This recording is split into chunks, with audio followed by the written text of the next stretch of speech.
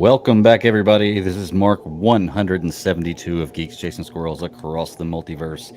My name is Greg. I am the Bat Daddy 52. And folks, with the first overall pick in the 2023 NFL Draft, the Carolina Panthers select CJ Stroud, quarterback, Ohio State, for the next 15 years. It's a good deal. It's a good night. Crazy things going on in the sports world, but that's a different show. Did you find a genie or some lamp or something that you're I'm trying to telling you, rub right man. now? Yeah, wish is coming true. It's insane. It's going to Trying be to an will it insane into the draft future. period. That's right. That's right. That's what you got to do. You got to start talking about it early, because get it out there. But we got a lot of fun stuff to talk about tonight. Covering the regular shows, a little bit of news. I'm sure Ross is going to drop on us, and we have a special guest this evening. So, as always, we'll get into it with that. And I'm going to introduce him, Mr. Jeffrey Haas. How are you doing, sir? I'm doing very well. I really love the intro. I was like, damn, I want that one instead of mine. Yeah, it's that one's kind of a work in progress. That's like the third or fourth different kind of intro we've had. So I like to change them up every season. I figure a year is a season, so it's fun to play around with those. But I appreciate it, man. That's really cool. Yeah. So Jeff, you're joining us tonight, man. Little known or behind the scenes fact here: all the guests that we have on this show that produce this amazing content that we get to share and that I wouldn't otherwise know about, but love to be able to promote, is given to us by Jeff here. He's the one who contacts me. I've been talking to you for about a year now, I would think, but never actually spoken face to face with you, at least virtually. Right. So this is the first time, and it's an honor to have you on. I really appreciate everybody you've brought on the show for us, and it's awesome to have you on tonight. Oh, totally my pleasure. Thank you so much. Everyone is happy to come on, so they're going to keep coming. Yeah. So, writer creator, we're here to talk about your work this evening, Yes. and you've sent us your comic. You are a creator of this Terminus, the End of All Things.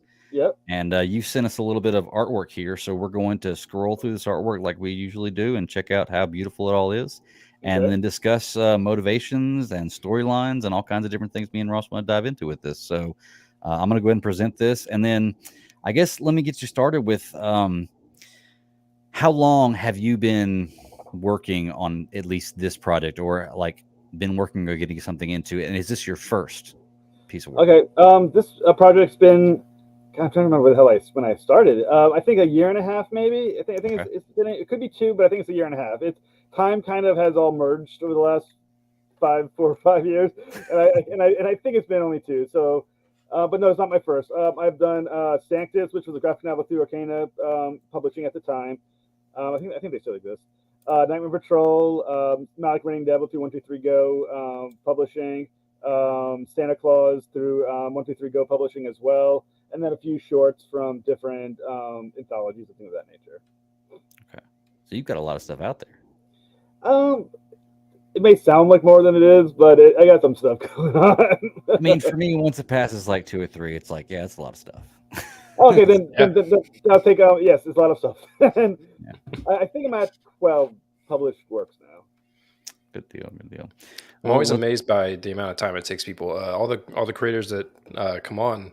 I mean, it's amazing. You know, some of them work their whole life on a project like this, and some of them, the last person we had said they had got it done in a matter of like 2 months. I mean, just like from creating a premise to the idea to pushing it into something, and then I mean, it took a little bit longer to actually get something tangible, but it's amazing how people's processes work. Yeah, I mean, the key obviously is the end product. Whether you're spending 5 years on a project or 2 months, if the end project looks like it's worth it, then it's time well spent. If it came out like shit, I don't care if you spend 5 years or 2 months on it, it's garbage. But the end product is always the important thing, no matter how much time you spent on it. Is this the first time you've worked with this artist and letterer before?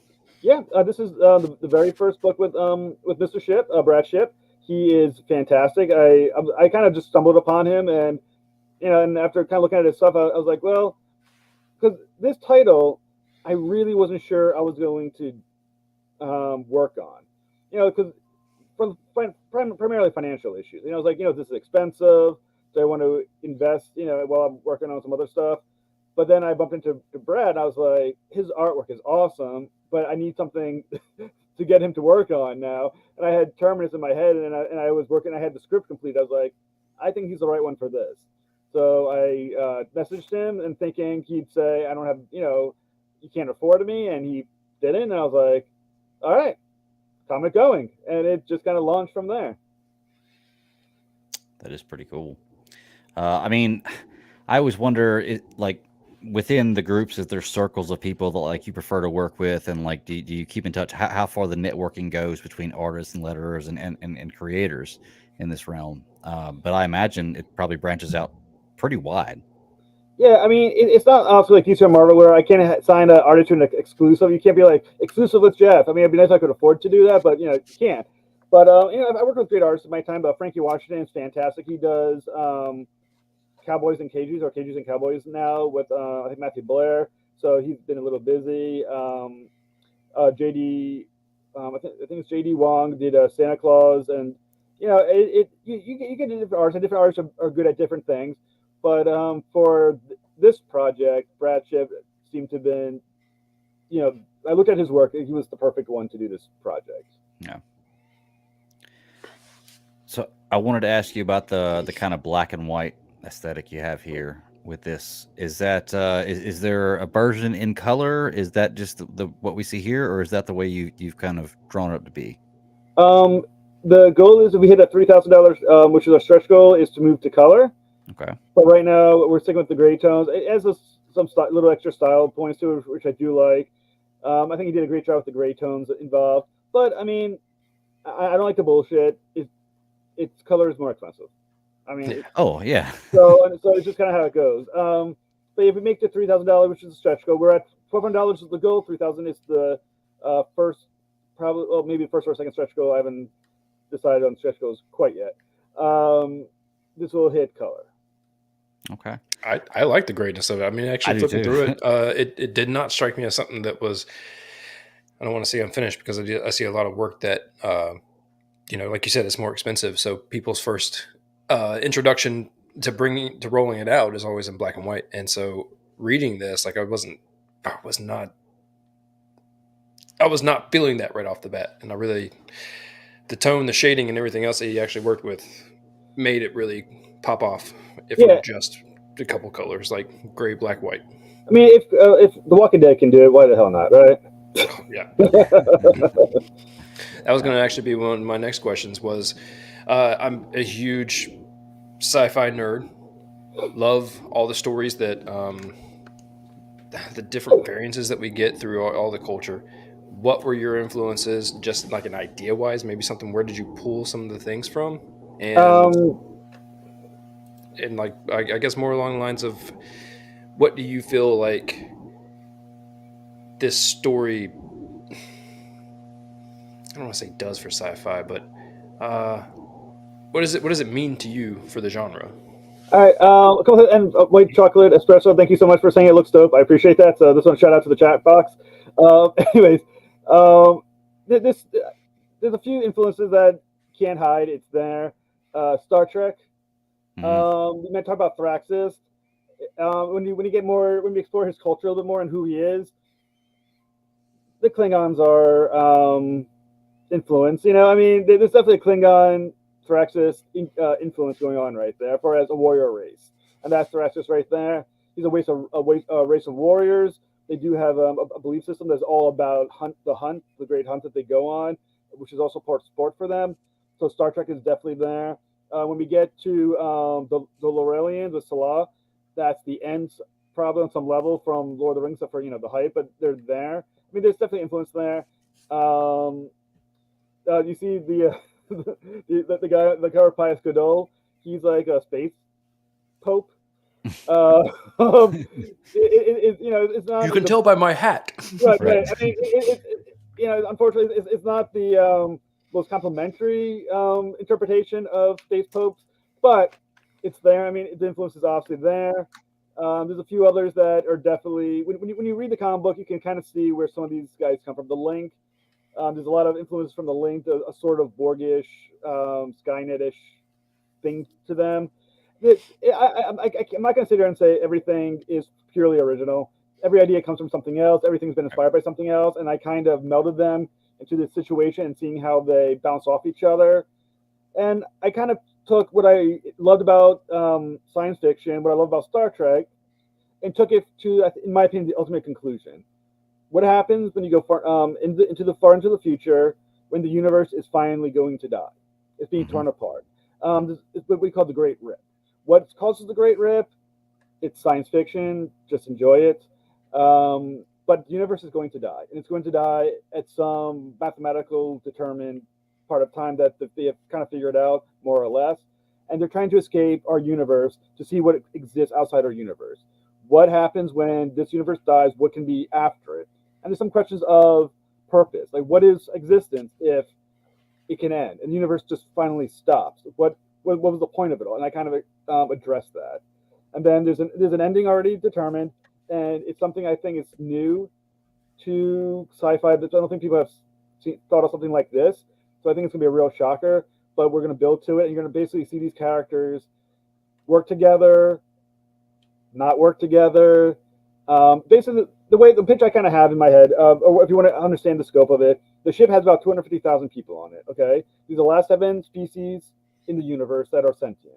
So there's 250,000 people on it. My guess by the end, only 10 of them will be left. Oh, So that's the body count I'm gonna be looking at right now. Now, the ultimate game of Clue. right.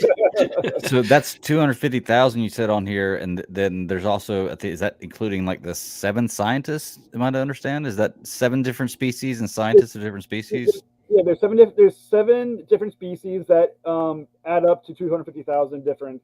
Most of the species are there's a lot of human. The link, beta, how you want to call them per individual, but they exist. There's the 2 clones of each other, alpha and beta. They are only 2 of the entire species together, so they only count them as 2. But the followers of the acolytes of DeVoe, there's a lot of them as well. But at the end of the day, about 10 will probably make it through. I haven't determined the exact 10 that they're going to be, but 10 make it to the end. Okay. And that was actually going to be one of my next questions for you, was how far out do you have this story planned? And I guess there's a beginning and an end to this story. There's which is nice to have that little bow tie wrapped up around, like sometimes a continuation of things going on or being perpetual is not the best for all stories. I'm not saying that's not for this, because I don't know how it's going to end, but it's cool to have a beginning and an end, or a point you want to get to. It's like I consider a long form miniseries, sort of like Why the Last Man, which was longer, but it wasn't ongoing, but it's longer than a miniseries. It's kind of how I envisioned it. I do have most of it plotted out. I wouldn't have started if I didn't know how I was going to end it. I think I didn't want to start anything till I knew how it was going to wrap up. Beyond that, there's certain points I want to hit, and certain points that if the series didn't do as well, I can kind of write out and kind of shrink the series down a little bit. So there's flexibility there, and I let myself some flexibility, even if it is successful, to let the story tell itself. But I want to hit, there's certain points I definitely want to hit. There's a certain end goal approximate that I think I'm going to reach. I don't want to get too deep into the exact issue count, but it's not. I mean, we're not talking crazy length, but it's going to be longer than a standard miniseries. Okay, that's pretty cool. Hey, I just want to say this picture right here, that's a splash page. Right yes, there. indeed. Like that's beautiful. Absolutely, all those characters right there, and I love this droid, and I love. Is that a tree ant? Yeah, he's basically he's like your sort of like an ant. He's the Lorelians. He's the Lorelians. They're a plant-based species that is from one of the planets. In the background, that's Link. He's of a species of sentient machine computers that are all sort of like a hive mind. They say that's over there. We have Alpha, a Zorakian, and that's Pius Gadol of the Space Catholics. Okay, that's a really cool image right there. Oh, thank you. Yeah, and then of course you got this badass main character here, which there's not a lot of names throughout this whole thing. You just know her as Miss President. She's president. Yeah, eventually, when her name drops, will be President Lamar. Okay. But she is the leader of the Terminus, which is the name of the ship. She's actually both the captain and president of the ship.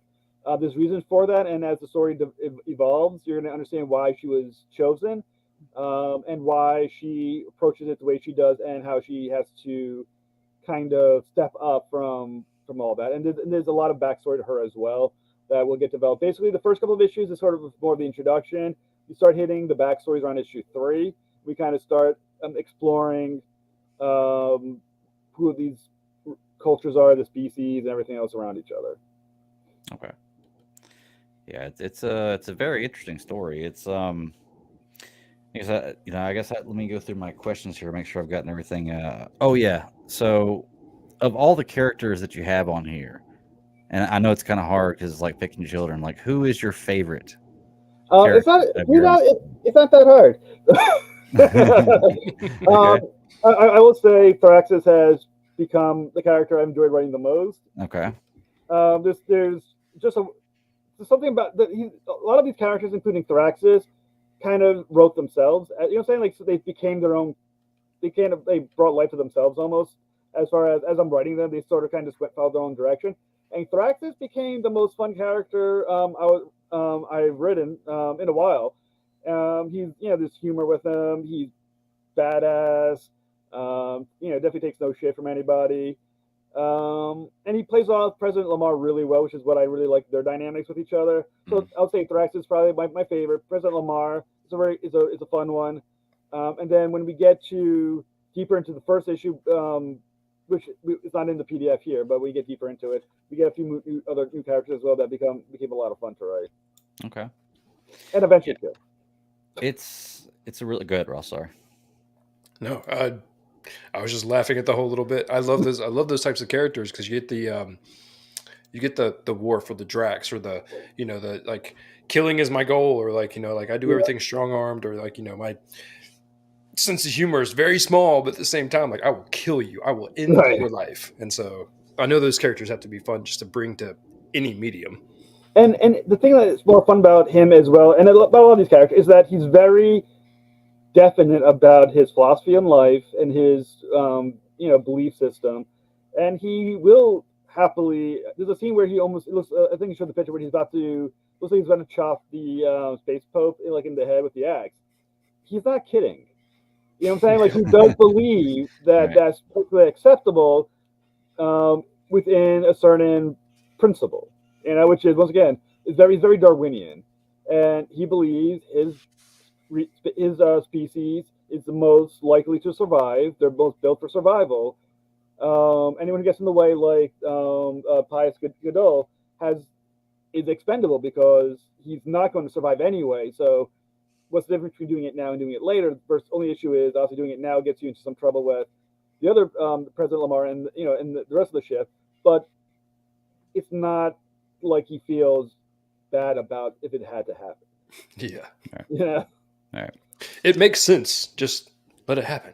Right. Let me kill him now. Right. Like I said, he goes from a pure Darwinian standpoint in his life, which is the strong must survive, and they're made to survive. And his species is, when you look at them, they just look like the ones that are meant to survive, and that's his viewpoint on it. And that's the viewpoint of a lot of these guys, where they all kind of believe that their kind is best suited for survival, or the ones who should survive. I mean, Alpha and Beta, the two clones, they view themselves as genetically perfect. Beta, though, is the redundancy. Alpha is the primary, so Alpha feels that his existence is all that really matters. And when he gets to a planet, the clones, reproduce the clones that he needs, and they'll make the planet of all hims. But that's the way it should be, because he is perfection. So there'll be a planet of him, as it should be. The acolytes of Devoe believe that God put them in charge. They are the faithful, so they are the ones who must survive. And it kind of follows a lot of these views that everyone kind of views their belief system as being the one that should carry on, and the rest are expendable on some level. Right. It's almost like a mirror of reality. That's kind of right. I would really say sci-fi is an allegory, isn't it? Yep, that's right. I like the fact that you have this no arc feel, but what you've introduced is what a lot of things that we watch and read and are a part of treats as like a flavor of the week type ending. So like if impending doom is always the thing that you're trying to get away from. Hope is the thing. Yep. Is what episodes or movies or genre is typically about. So when you basically rip that band-aid off right out in the beginning, and you're saying that the world is ending, we know it mathematically, we have all this figured out, how are we going to press forward? You set a tone for the whole entire thing that allows satire to just be created on this ship. Yeah. And I think that was really well designed. Oh, thank you. like I said, and like I said, it's the whole universe, so it's everything. But yeah, I mean, basically, the ship exists as much as a means of escape, but also an act of desperation. Mm-hmm. There's definitely the math is definite. The universe is going to come to an end. It's being ripped apart. It's going to die. There's no way around it. It's going to happen. It's there. You can't stop it. Now, is there something after the universe? That's hypothetical, even in the story. It's there, but at the same time, if there's not, then there's no escape anyway. So it's almost the ship is an act of desperation, in the hopes that there's something after, that the universe just won't end when it ends. That there's something beyond our universe. Right. And it's sort of math. There's some theories behind it. The link has mathematics. The humans have kind of mathematically determined that there probably is an end if you go far enough, away. But it's still more desperation, I think, than actual, I would call science at that point for them. But at the same time, when there is no escape, or when everything's going to die, you might as well. This is the only option you've got left, so you might as well try it and hope it works. Right. What else can you do? Exactly. It brings two things, it brings desperation and, like what people are willing to do to survive, especially when they think that, like you said, all these species think that they are better than the next. And then it brings like, why don't we just float while being happy? We don't know what's going to happen. Let's figure it out. Let Space Jesus take the wheel. See what happens. Well, like I said, and the key thing to keep in mind too is that resources are ideally limited, at least in the mind of some characters as well. Like Thraxus in the first issue, is when you see the fight, his figuring is resources are going to run out any time. We need to get more resources. This is all important kind of stuff. We live in a finite universe now, so once again, there's a lot of reasons for these people to not want each other around. Right. And the only reason they are hanging around each other is almost this mutual agreement at the moment that at the moment we need each other probably to survive, but the key is maybe. Right. Maybe it can do just fine without the rest of you. Maybe we'll be fine, but at the same time, if I go after the humans, now also I might be looking at the Lorelians, as a conflict as well, and all back and forth. So there's some little politics there as well, and there's always a sense of what can we get away with, So for now, at least, there's at the beginning a sense that we probably, at the very least, need each other for now. Right. At the very least. Real quick, let me share this. I want to talk about this cover you sent me here. You sent me this kind of right before we got the show started, and I've been sitting here looking at it, and man, it gives me this 90s X-Men comic vibes. I don't know if it's the lettering on the top or just the artwork and the color scheme, but I love it. It looks fantastic. Yep. And this is your character, right? This is your main guy. Thraxus is at the bottom trying to survive. This is by Dennis Valencia, who's kick-ass artist. He's amazing. He's just a standout work. And yeah, these alien creatures will show up towards the end of the first issue, and they're prominent in the second issue. And I'll give away a little bit of the plot. That's fine. About the first issue. Basically, Thraxus has determined that resources are finite. They need to land on the planet while they still can, as far as they get away from the rip, and get as many resources as they can to go back on the ship so they can have enough food and resources to survive. Right. Well, the planet is hostile because it's a comic book, and the key is to once they get on the planet, they realize they screwed up, or Thraxus screwed up in this plan of his to get on the planet against President Lamar's advice. And these are some of the creatures that he has to combat, which are like, they kind of almost look a little bit like almost Alien or Brood or like X-Men Brood kind of characters, and they're tough ass, they're smart as hell, and and obviously Thraxus and the group that lands with him have to try to get back to the shuttle, get the hell out of there. Before they're torn apart, but the body count starts getting pretty high towards the end of the first issue already. Sarah's walking in with us. Sarah, what's up? Nope, should have never had said it yet. I should have asked her before I put her on screen here. What's up, Sarah? She still didn't hear me. Anyway, we'll keep going. There she go. So yeah, I'm loving this cover, and it looks like. Is this is a variant for the first issue? Yeah, variant cover. Basically, when the Kickstarter goes live March 14th at 7:30 at 8 p.m. Eastern time. The live show is 7:30. This is a variant cover. It's $9, just like the regular cover is $9. But you can get this one or the other one as you wish, or you can go to a higher tier. I can't remember how much it is. I think 3 issues, I think it's like $25, something like that, to get all 3 different covers. It's giving you a little discount for buying 3, and you can buy them all at the same time. But this is the Dennis Valencia variant cover. There's one other variant cover as well from by Chris Michael of Crit fame. I love it, man. Absolutely love it. Ross, did you have anything else you wanted to ask? Any questions or anything to add? I want to know more. Yeah, that's for sure. I'm gonna hit up that Kickstarter. Yeah, like I said, everyone, the notification page is up. So you go to the End of All Terminus on Kickstarter. Type notification, please. I would really appreciate it, and you'll get updates. There's a couple of big things coming as well. After we launch, that's going to be kind of interesting. We're going to have there's a whole bunch of rewards, and there's probably going to be another variant cover coming as well at some point. So you're going to keep an eye on that too. That one, I can't talk about that one yet. Okay. What is the I guess how far out would you say from beginning to end, this is issue 1, to the end of this story, is this going to be, do you think? Like for me, how many issues total? Well, I mean, like timeline, like how far out are we doing issues? I'm not 100% positive. It's part of it's going to be how successful this one is. I mean, if this issue makes tons of money, trust me, I'm sure Brad would be more than happy to start knocking them out with 2, 3, and 4. The money that comes in. Right now, I put in a date of completion for the first issue in August.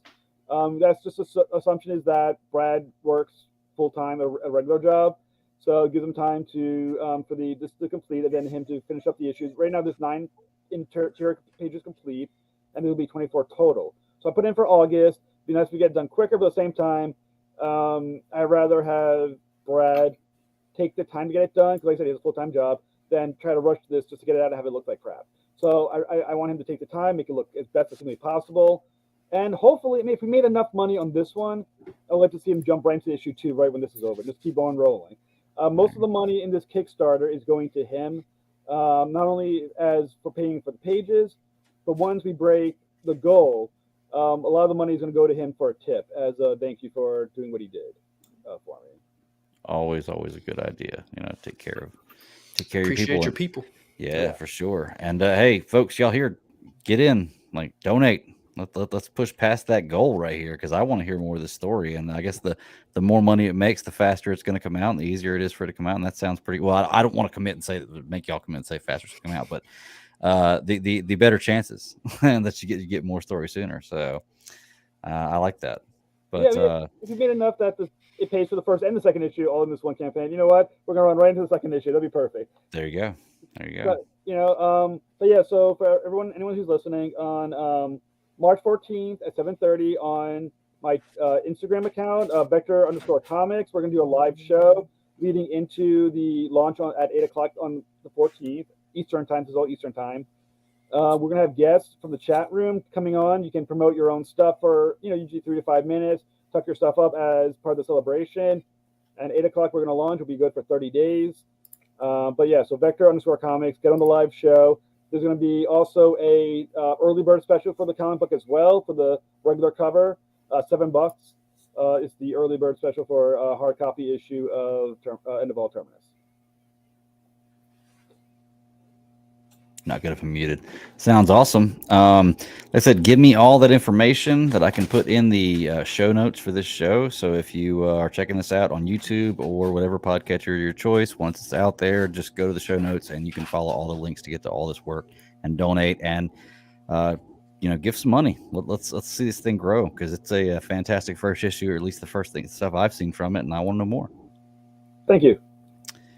Well, if there's nothing else, I guess, Jeff, I really appreciate you coming on. Sarah, was there anything you wanted to say? I know you came on late, and I had you I guess I should have asked you before I put you on, because yeah, I've been a little I'll have to catch up on this later, because like I said, I have been totally disconnected from everything for the past 2 weeks. So Understandable. Okay. Well, Jeff, once again, man, I really appreciate it. I'm sure I'll be in contact with you soon. You're always putting people on here for me to talk about fantastic artwork and stories, and it's awesome. Thanks a lot, man. Thank you so much. I appreciate it. Yeah, man. Thanks for making the community better. Indeed. There you go. All right, Sarah Taylor. I'm Sarah. so sorry I'm late, guys. Oh my No, gosh. It was it's last okay. week, like, It's just okay. threw me off because, like I said, it was our big event, like yearly event for my industry. So it was basically, I probably stood on my feet for like maybe 20 hours. So it was, it was crazy. But, I do hate that. But it was good. You know what it is? It's not even that. I missed you. Like, you don't even understand. I have been going crazy over Picard for the last couple of weeks, and I'm like, oh my goodness gracious, I cannot wait to talk about this with and Sarah. So that's the thing about it, because normally I watch it like, right, the night I just watched it. So I mean, here it is Friday, and I'm like, I've just watched it. That's usually like my number one go-to. So that just lets you know how crazy my weeks have been lately. Not alone, girl. I've been doing the same thing with all shows. Normally, I'm first day. Like, wait, it's Tuesday.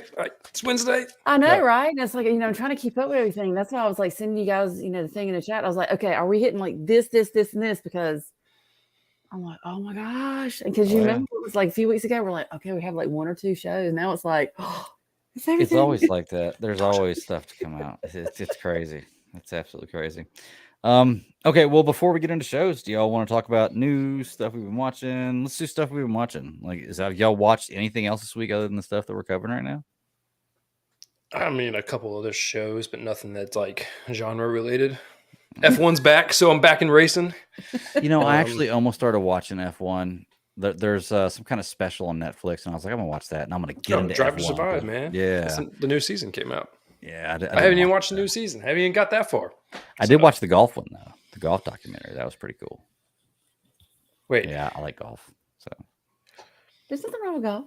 Don't hate. There's nothing wrong with it. I'm just saying, if you're gonna, extend it out with a documentary, it gets a little weird. Like, does your sleep need sleep? That's all I'm gonna ask. Well, I guess Brian just let me know that I guess in April, like if maybe the first week of April, somewhere. No, about April. Shit, I forgot what date he said, but Secret of Skinwalker Ranch next season. Did you say Secret of Skinwalker Ranch? That's what Skinwalker Ranch. Secrets of Skinwalker Ranch. Yeah. That sounds like a dirty movie. So I'm excited that was going to come back out because that's very entertaining. Yeah. This man's seeing more than us. I know. For real. I really, here's the thing: is like I really, really want to see Creed. Cocaine Bear is cool. If I get a chance to see it, I'll see it. I'll see it when it comes out streaming. I'm not going to go to theater and see it, but it sounds good. I really want to see Creed because I love the Rocky movies. Like I love them, man. I have so good. Can always go back and watch the Rocky movies. But I have not watched a single Creed movie. I know, me either. Apparently, these things are fantastic, and I have no doubt they are because Michael B. Jordan's amazing, and it's it's part of the Rocky series. Like I need to go back, and maybe we should cover it on the show. Maybe we should just in some downtime, or if there's nothing else, just like cover these movies as they go. Because apparently, this movie is amazing. Like, absolutely, man, and apparently they've all been really, really good. I mean, you look at so I've heard that, but I mean, you look at Michael B. and you look at Jonathan. I mean, the two of them, serious star power on screen. I do not want to be involved with that. Ooh, so Kev says Creed over Rocky. Wow, okay. Now I'm not gonna lie, the first, well, not the first, the last Rocky movie, not the most recent one where he got older, like the last of the original 5. Mm-hmm. It started to kind of fall off there. It was like maybe this one doesn't need to be made. But I don't know. Like I said, I haven't seen Creed yet, so I can't say Creed over Rocky, and I can't say Rocky over Creed. I just know that it looks pretty good. I like Michael B. Jordan as an actor. This is something I should have jumped on a long time ago, and I think that I need to catch up on this series. Well, I can never pin my youngin' down so we can watch John Wick 3. I haven't watched those either. Those are good shoot 'em up bang bang movies. Oh yeah, definitely. Yeah, I enjoyed them more so than I thought I would. They're kind of weird though, because I mean, it's like, you automatically assume, okay, this is how John Wick is, but I'm like, you don't really have that much of a background. But then again, I haven't seen 3, so I don't know if it adds to it. But John Wick to me looks like a Constantine meets Matrix movie in a real world with no superpowers. Kind of deal. Still pretty badass. I mean, I enjoy it. I'm sure it is. I'm sure it is. But I told the boy, I said, if we watch 3, I said, I'll take you to see 4. Okay. As a kid, I feel like I'd be all over it. Oh yeah. the things me and my kid bond over. You know? Well, we were talking about Creed and Jonathan Majors being in that movie. Did you hear that he's playing Dennis Rodman? No, but now that I look at it, I can kind of see that. Yeah. To be truly honest with you, that's actually a pretty good casting. I think it's I think Netflix is making that movie about his little Las Vegas stint during the NBA finals. Oh my God. When he went, and basically went all crazy for 2 days. Yeah.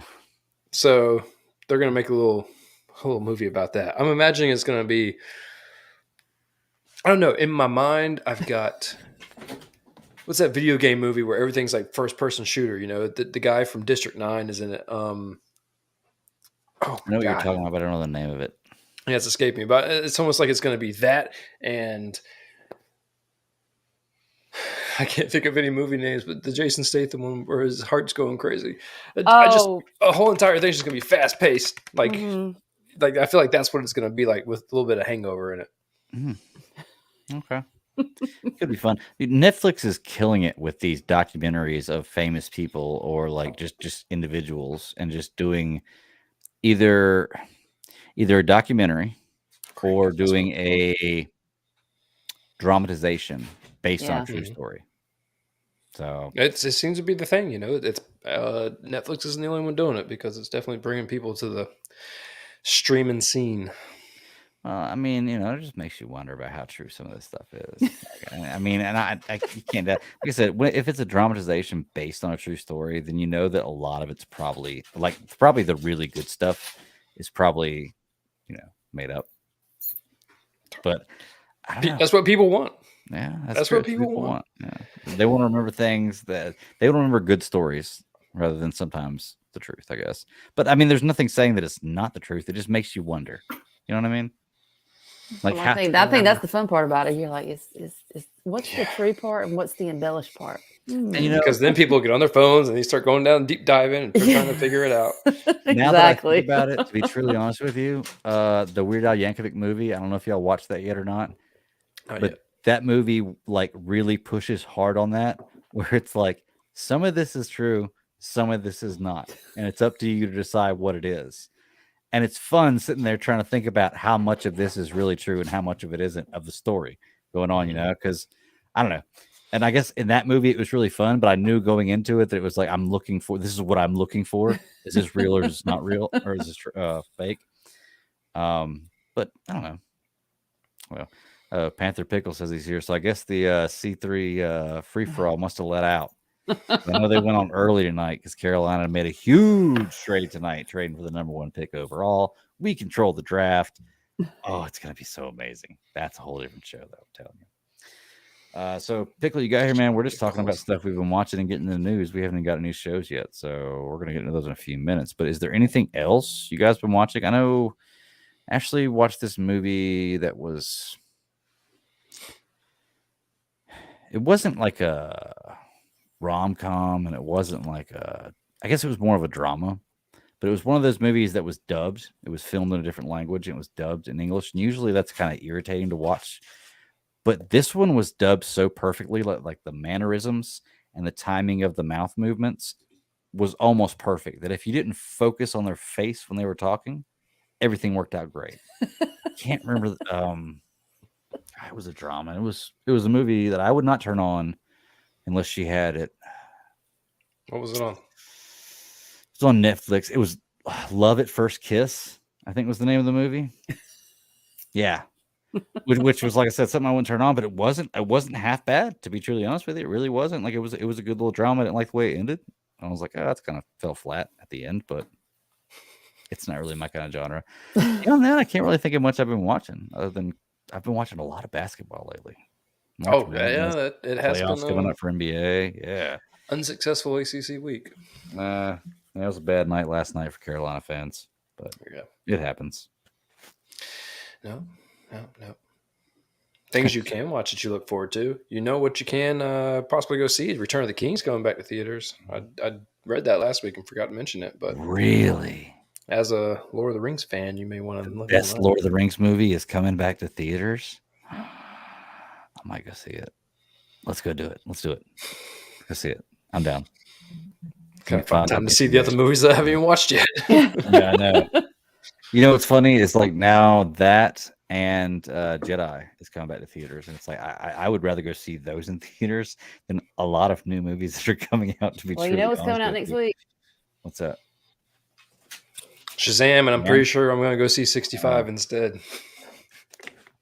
I'm not going to lie. If I have a choice, if I'm going to the movies and I have a choice of those two, I'm probably going to go see 65 as well. I want to see what it's got. I'm interested. I mean, it looks like they're holding back on the trailer, so I really want to see it. Dinosaurs, man. Dinosaurs. You can't go wrong if you do them right. 60% of the time it works. Every time. I will talk. The only real trailer that kind of came out was the Mario trailer, since it's Mario Day. The final one, correct? International, whatever. Yeah, but did you watch it? Hold on. No, I haven't watched it yet. So you're telling me that International Mario Day is the day after International Women's Day? Yeah, Princess. That's really strange. Just odd timing. It just seems weird. How do they pick these days? That's what I'm saying. Like, who is like, let's make the International Mario Day the day after International Women's Day? I don't know, man. No. Anyway, no. I control the calendar. Look at me, like I barely know what I'm doing half the time. I haven't watched it yet. Is it like a lot of new footage? Is it more spoilerish? I mean, I've seen about this movie I want to see before I see it. Yeah, I thought so, but it definitely brings in the Mario Kart. So you get a lot of Mario Kart scenes. And all I could think about was the Pedro Pascal Mario Kart scene. That's the best Mario Kart scene ever. It's so good. Oh, it's so good. His Saturday Night Live Mario Kart scene. I would watch that 100%. Yeah. Yep. But no, all right. Well, wait a minute, I just noticed something. Am I underdressed? I mean, do I need to run upstairs and grab my Panther gear? I mean, what's going on here? I mean, who's your boy? Your wide receiver, Zylstra. Go put your Zylstra jersey on. Is that what you say?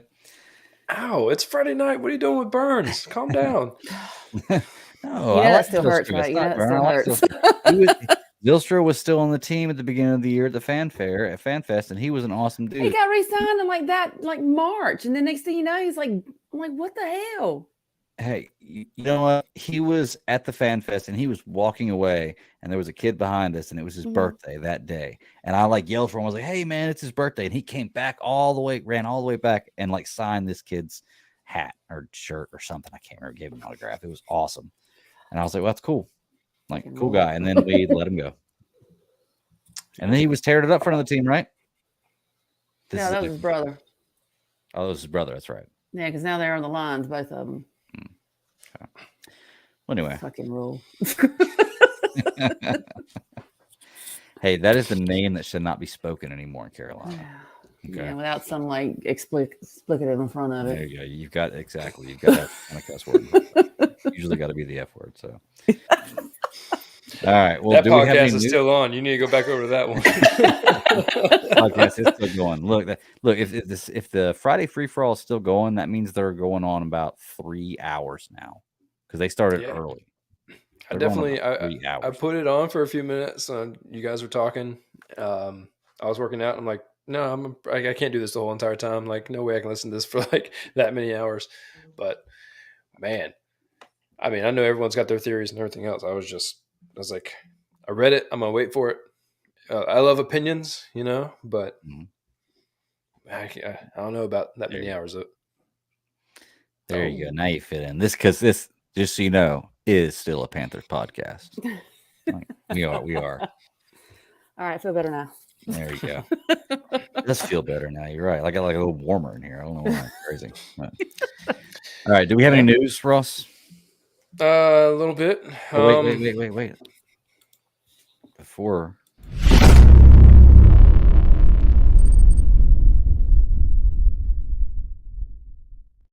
Now, do we have any news, Ross? I always forget. Greg's hobby moments. DC, you got the Batman show. The Batman animated show is actually going to go to the Prime now since HBO dropped it. That Caped Crusader. I don't know how much you know about that. Sounds cool. I find it very strange that they're in the process of trying to bring that whole DC universe together, but then they're doing offshoots like this, which I'm not sure. It's an animated show, but I mean, last I heard, all animated, live action, video game, anything with the DC mark on it was going to be part of the universe, minus like the Matt Reeves, whatever movie in the Joker movie. So, which brings up an interesting point. The DC intro thing, is that all gone now? I don't know, man. Like, dude, Yeah. I'm not gonna lie. I never know what's going on with DC anymore. It's always something different. And Man, to be honest with you, you, until they give me something that is solid and it's like a few movies in or shows in that are connected, I'm like, okay, I can see this universe. I just don't believe there is anything. I think they're just making good stuff. That's what I'm hoping for. Is they just make good stuff.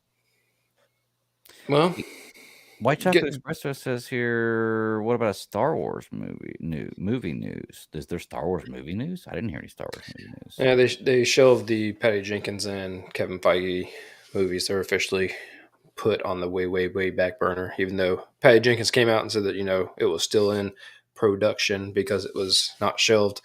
They basically came out and squashed that. So Disney's actually been in the news quite a bit this week. They've had that Star Wars news. Iger basically said that, I mean, they're dialing back on how they're making movies because of how like poorly Solo did in the box office, which I think is a sham. I think there's a whole bunch of things that made that really sour. Solo did? Yeah. Really? Mm-hmm.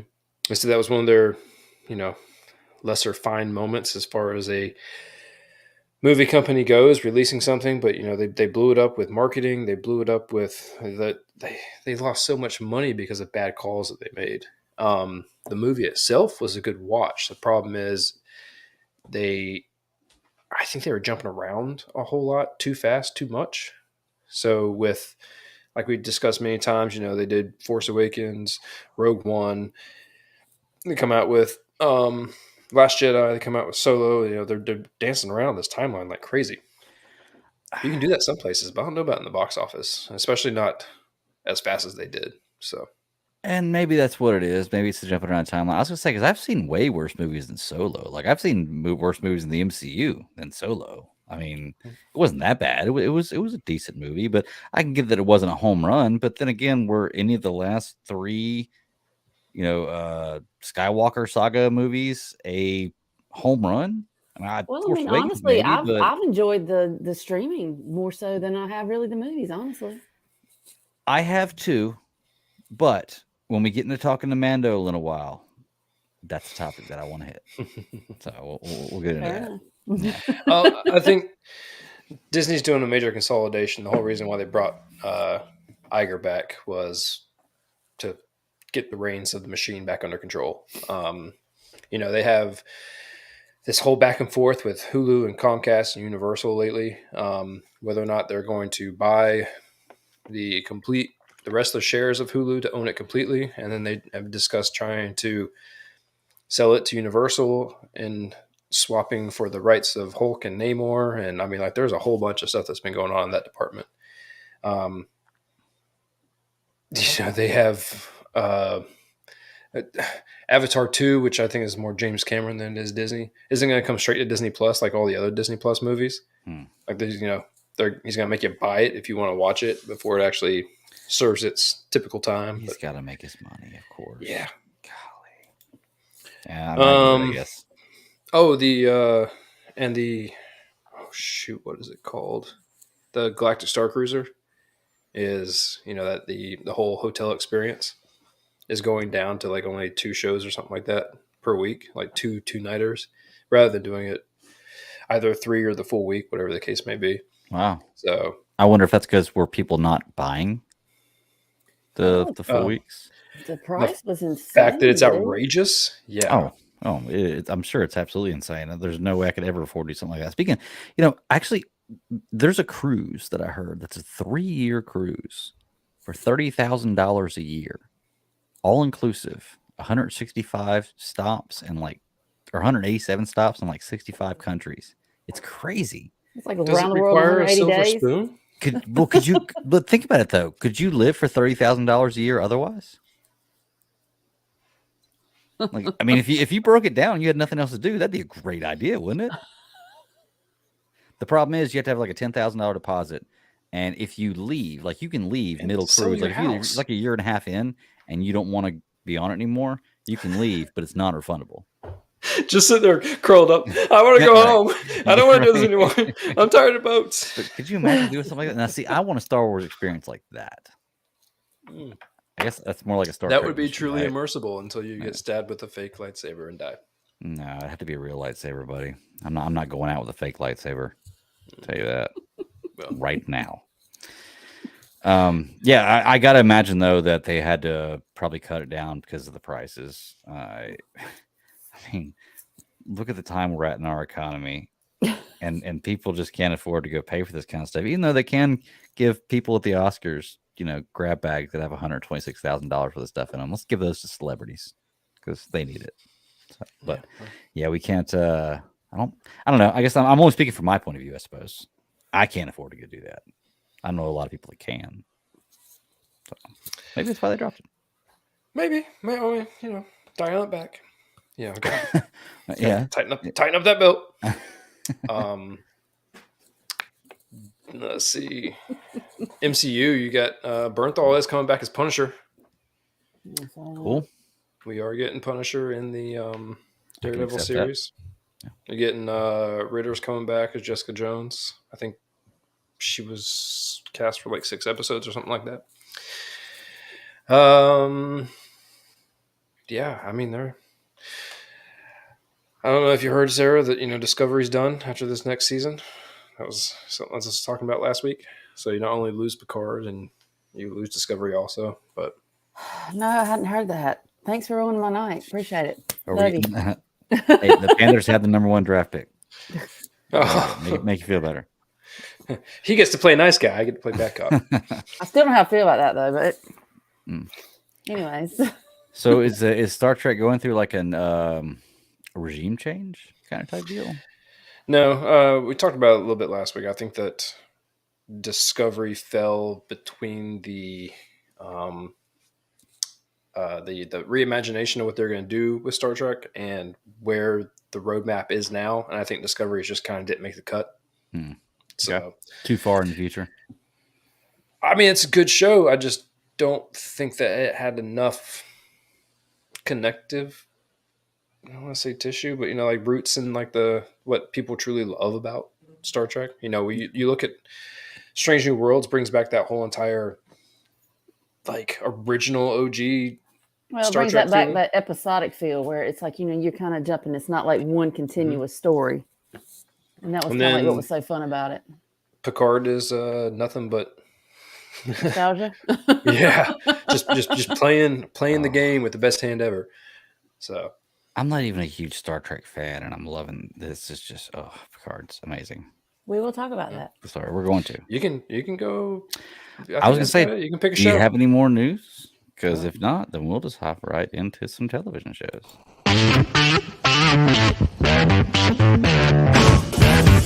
Yeah, TV. Yeah, man. Oh, we're not We got muted some during good that shows. one. We can talk.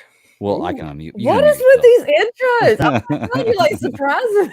upgrades? Going into year 5, we gotta have some upgrades. Oh man, I'm like miss a week and damn all this Iron good Man shit comes upgrades a suit in every movie.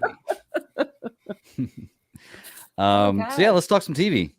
What do we got? We got the shows. Let's start with Bad Batch. Start with the smallest, shortest, and probably of the 3 least important to talk. I was going to say least most. 4, 5. least Are we important at to talk about. 5? 4. It's 4 shows, No, 4. isn't I'm it? sorry. Yeah, it's 4. Sarah has a phantom 5th show. What are we No, watching? I was saying hold up because Whoa. I can't talk. I can't talk shit about Bad Batch anymore. Oh no. I really, Get it started. I can't talk. Get it started. Because really, that was the reason I was late. Sorry, guys, but that was the reason I was late. I had to Before watch. you start, I have to make this a disclaimer. There are 4 episodes left. There are 3 weeks. 3 weeks. Don't miss out on that 3rd week to watch 2 episodes. week is I'm a just going to double say that episode. now. I feel like I'm going to say it each Double week. episode. Remember That that, way Greg. Write it No down. one Reminded me. Y'all message me that day it comes out. Be like, both of the episodes. So I should remember. I think I will. Now, did you watch both episodes, Sarah? Yes, That's what I'm What'd you think saying. last Because week's? when I came back, I was about to say both. I was like, wait a second, is it 2 this week too? You yeah, freaked because out for a I second. missed the one. I missed the one from last week, so I caught up on that, and then I just watched the one because I tried to watch them both, but I fell asleep. I had no more gas in the tank, so I just couldn't do it. Pretty much the first of this week, I've just been trying to catch up on sleep. It's been insane. Get that. So yeah, so that one's kind of. This episode is one I've been waiting for. I've been Me waiting too. for this one. Me too. We can Because skip it. I'm Go ahead like- and talk about it. Yeah, because I mean, I didn't really get to talk about the one from last week, but this one, I mean, it's because as soon as we saw our boy Crosshair, I was like, there he is. I'm like, are we going to do something with him now? We're going to do something. But now, like the whole clone thing, where, oh my God, that lieutenant was such a prick. But I mean, that's kind of like the way the Empire is, anyways. They come in thinking, oh well, you're going to do this. I don't care who you are, and you're going to speak to me with respect. And I love when was it Mayhem? Mayhem. Mayday. He was like, Mayday, dude, yeah, that's what like you got to earn respect. I'm not just going to give it to you because But like I said, that's one the underlying theme that I'm like really digging is the fact that these clones are like they're starting to realize, hey, we gave all and you're not giving us shit. I mean, it's but Crosshair, I really like that because I'm ready to see some movement with Crosshair because we see with everybody else, they're kind of like they figured it out. Hey, you gotta find your own way. But Crosshair, he's still programmed to where you do the mission, go through the mission, do as you're told, that kind of thing. But this was kind of like line in the sand, right. and like I He's said, that's sitting what I've back been waiting thinking. on. Right. He's definitely had his moments to collect his thoughts almost. I mean, it doesn't look like he has very many thoughts, but he's finally seen it. I mean, Yeah, he's seeing the right. same thing that the other fellows were talking about. It's like, look, dude. I mean, things are changing. It's shifted. I mean, you've got to realize it's not just taking orders because literally now we're kind of they're kind of individuals. It's not like just like this military group where it's like you just and the fact they're saying that they're expendable. I'm like, ooh, it's like that kind of cut deep too. Yeah. just all the way that the ways that they're being treated. Seeing, to pick up right off the bat at the beginning of this episode where he's just standing there, toothpicking his teeth. You have the clones that are trying to go after whoever the commander is that they're following, and they're basically like, what are we supposed to do now? Are we not going to have any more missions? And like, they're not even in uniform, Yeah. like battle uniform. They're just in whatever their casual uniform is. So, like you said, though, when you see Nolan show up, like, I've been in plenty of experiences when LTs want to come and start flexing their butter bars or their silver bars, and like it's out of nowhere, you're just like, slow down there, college boy. Like, you just showed up to the party. Like, we've all been here for quite a while. I definitely got that vibe sitting there looking at Nolan, but man, did listening to him piss me off to no end. Ooh. And then to see like all those helmets of like the past clone soldiers, sitting, it's like, this is their brethren. These are guys that have, they're not with you anymore. So it's like, you're literally lining up their helmets. It was almost kind of like let's say a monument, but like Memorial.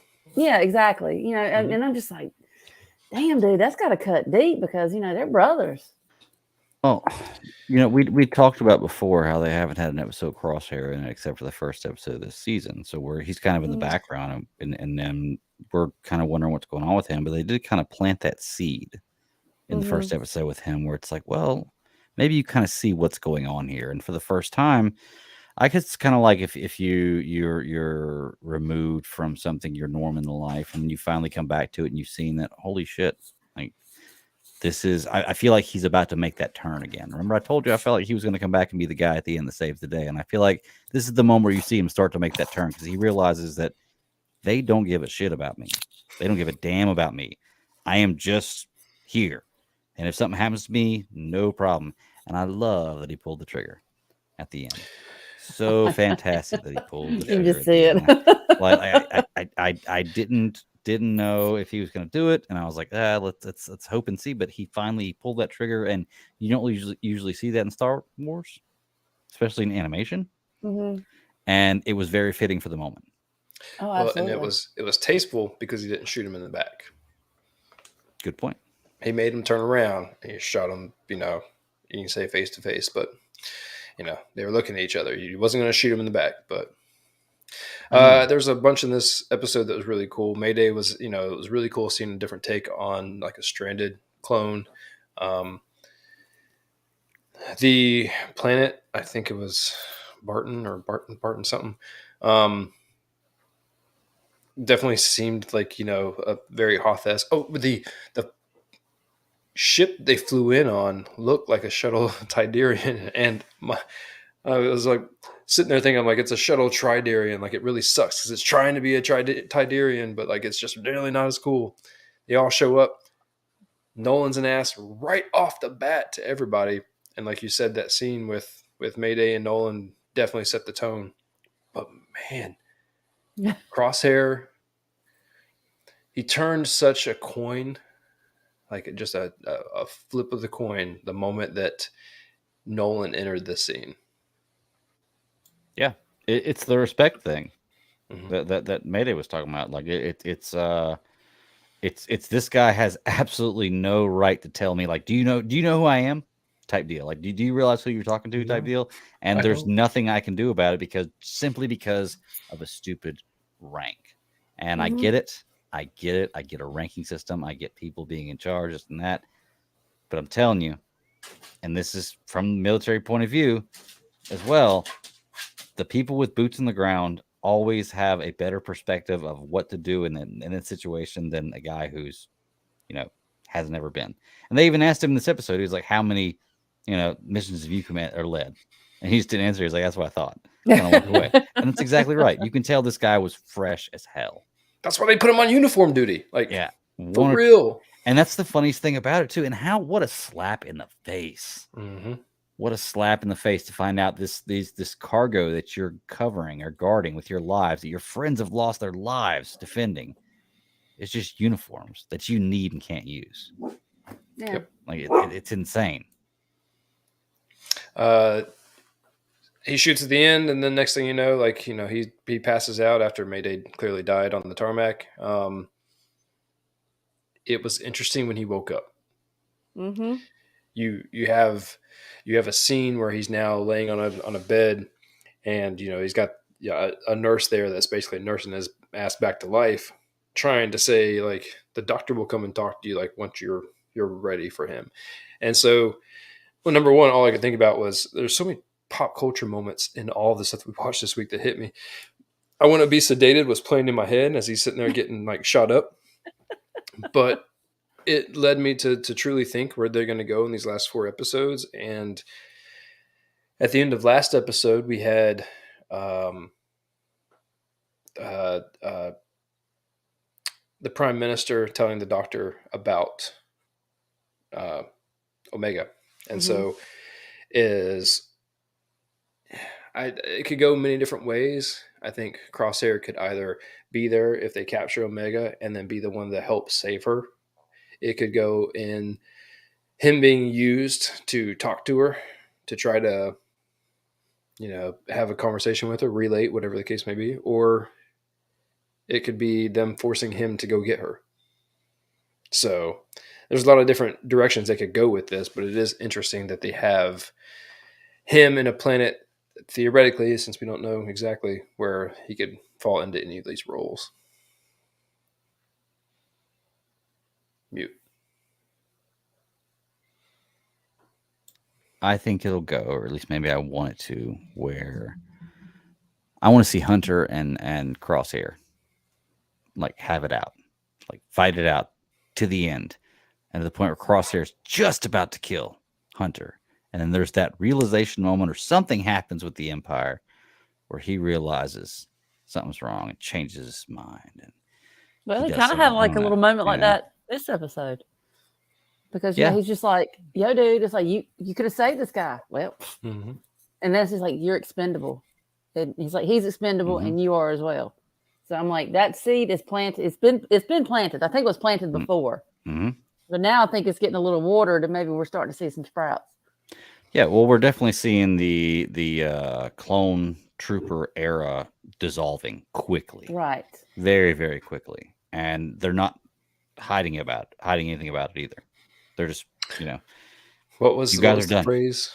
The phrase that Andor's mom was supposed to say that didn't actually say. She when she was on that hologram, "Fuck the Empire." Yeah, exactly. That is the truth. Yeah, Bad Batch is interesting. I'm wondering what we get in the last 3 episodes or 4 episodes, 3 weeks. I got it there. Because I don't know if this story continues after this. Are we getting a completion to this storyline? Is there some kind of closure at the end here? Do they all die? What happens What if they to the don't? Bad Batch? Well, if they don't, they got some explaining to do. If they don't, I would love to hear the explanation. That's what I want. I want to know, Yeah. like, I want them to pop up somewhere. Like all of a sudden they're out hanging out, just feeding the space whales, and then next thing you know, like Bad Batch shows up to save Ezra and turn into a major thing. The Ahsoka show. Yeah. I mean, it'd be cool. I guess they have the ability to do that with this because now they have these characters introduced that you're invested in that we don't know what their fate is in the universe. But we know characters like Rex. Oh, you could live. What would be? No, we don't want to do it right now, but you can think about it. We'll talk about it later. What would be your live action casting for the Bad Batch? Ooh, that is good. I would probably. I might have to reconvene on that one. Yeah, we might have to reconvene on that one. Yeah, live action casting for Bad something Batch. to think about. Something to think about. Okay, definitely. Was there any more Bad Batch we want to talk about? Are we out of this Disney series? Actually, y'all wanted to stay in Disney and stay in Star Wars and go ahead and knock out Mando. Let's just walk on over to it. Look, I'm not gonna lie. Through the first 10 minutes of this episode, I'm kind of getting Flash season 3 vibes, where I'm like, okay, where's this show going? I mean, cool. He's got to take he's got to take Grogu here, and he goes to the mechanic, and he's got a mission. She can't do this, and I'm like, but what are we really doing here? There were some good action scenes that kind of took me out of that, and I was like, okay, that was pretty cool. But beyond, and I guess when they brought Bo-Katan in, it was a little better. But I'm starting to get this kind of vibe with Mando, where maybe they're milking this cow a little too much, because the stories kind of it's dragging on, or I just don't care about certain parts of it because I just don't care to see him flying through space in a shit with Grogu and then landing on the same planet that he has before and talking to the same people with the exact same problems. It's the Barry Allen not being fast enough dilemma again. And I'm not completely there, but I started to kind of get that feel when I started watching this episode. Now, it got better, but I just don't want Mando to go down that path because it felt that way. Do y'all kind of get that feeling? Are y'all maybe feeling a little burnout on, or maybe feel like the story's kind of stretching on a little too long, or they're stuffing it in? Huh? You said no? You're loving all of it? Okay. Maybe it's just me. I'm liking the way it's going, honestly. Maybe it's just me. Okay. I think that, look, Mando is walking on the best car heartstrings of my Star Wars love. There is something about, look, I thought that I was going to be a little burnt out on Mando when this season came back. I truly did. I thought that there was going to be now, after watching Andor, Star Wars could be so many things. Mm-hmm. Last week's episode came on and I'm like, nope, right back with him. Love it. In it. Yeah. Here to play.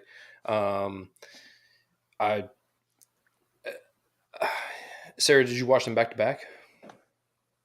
No, I actually kept up with those. I actually did watch the other one last week. So, I mean, did you have a moment where you saw the Purgles and were just they're just bringing in all these little things, and you're just like, it makes me feel like the most of a kid of any show that we watch right now, because it's like I'm sitting there and I'm just getting all these things, and even though Grogu is the kid acting like a kid, I mean, you had that whole Anzalian thing last week with what's his name, Anzalian explaining Mando what's going on, droid no work, droid need part. He says the droid needs a part. Yeah.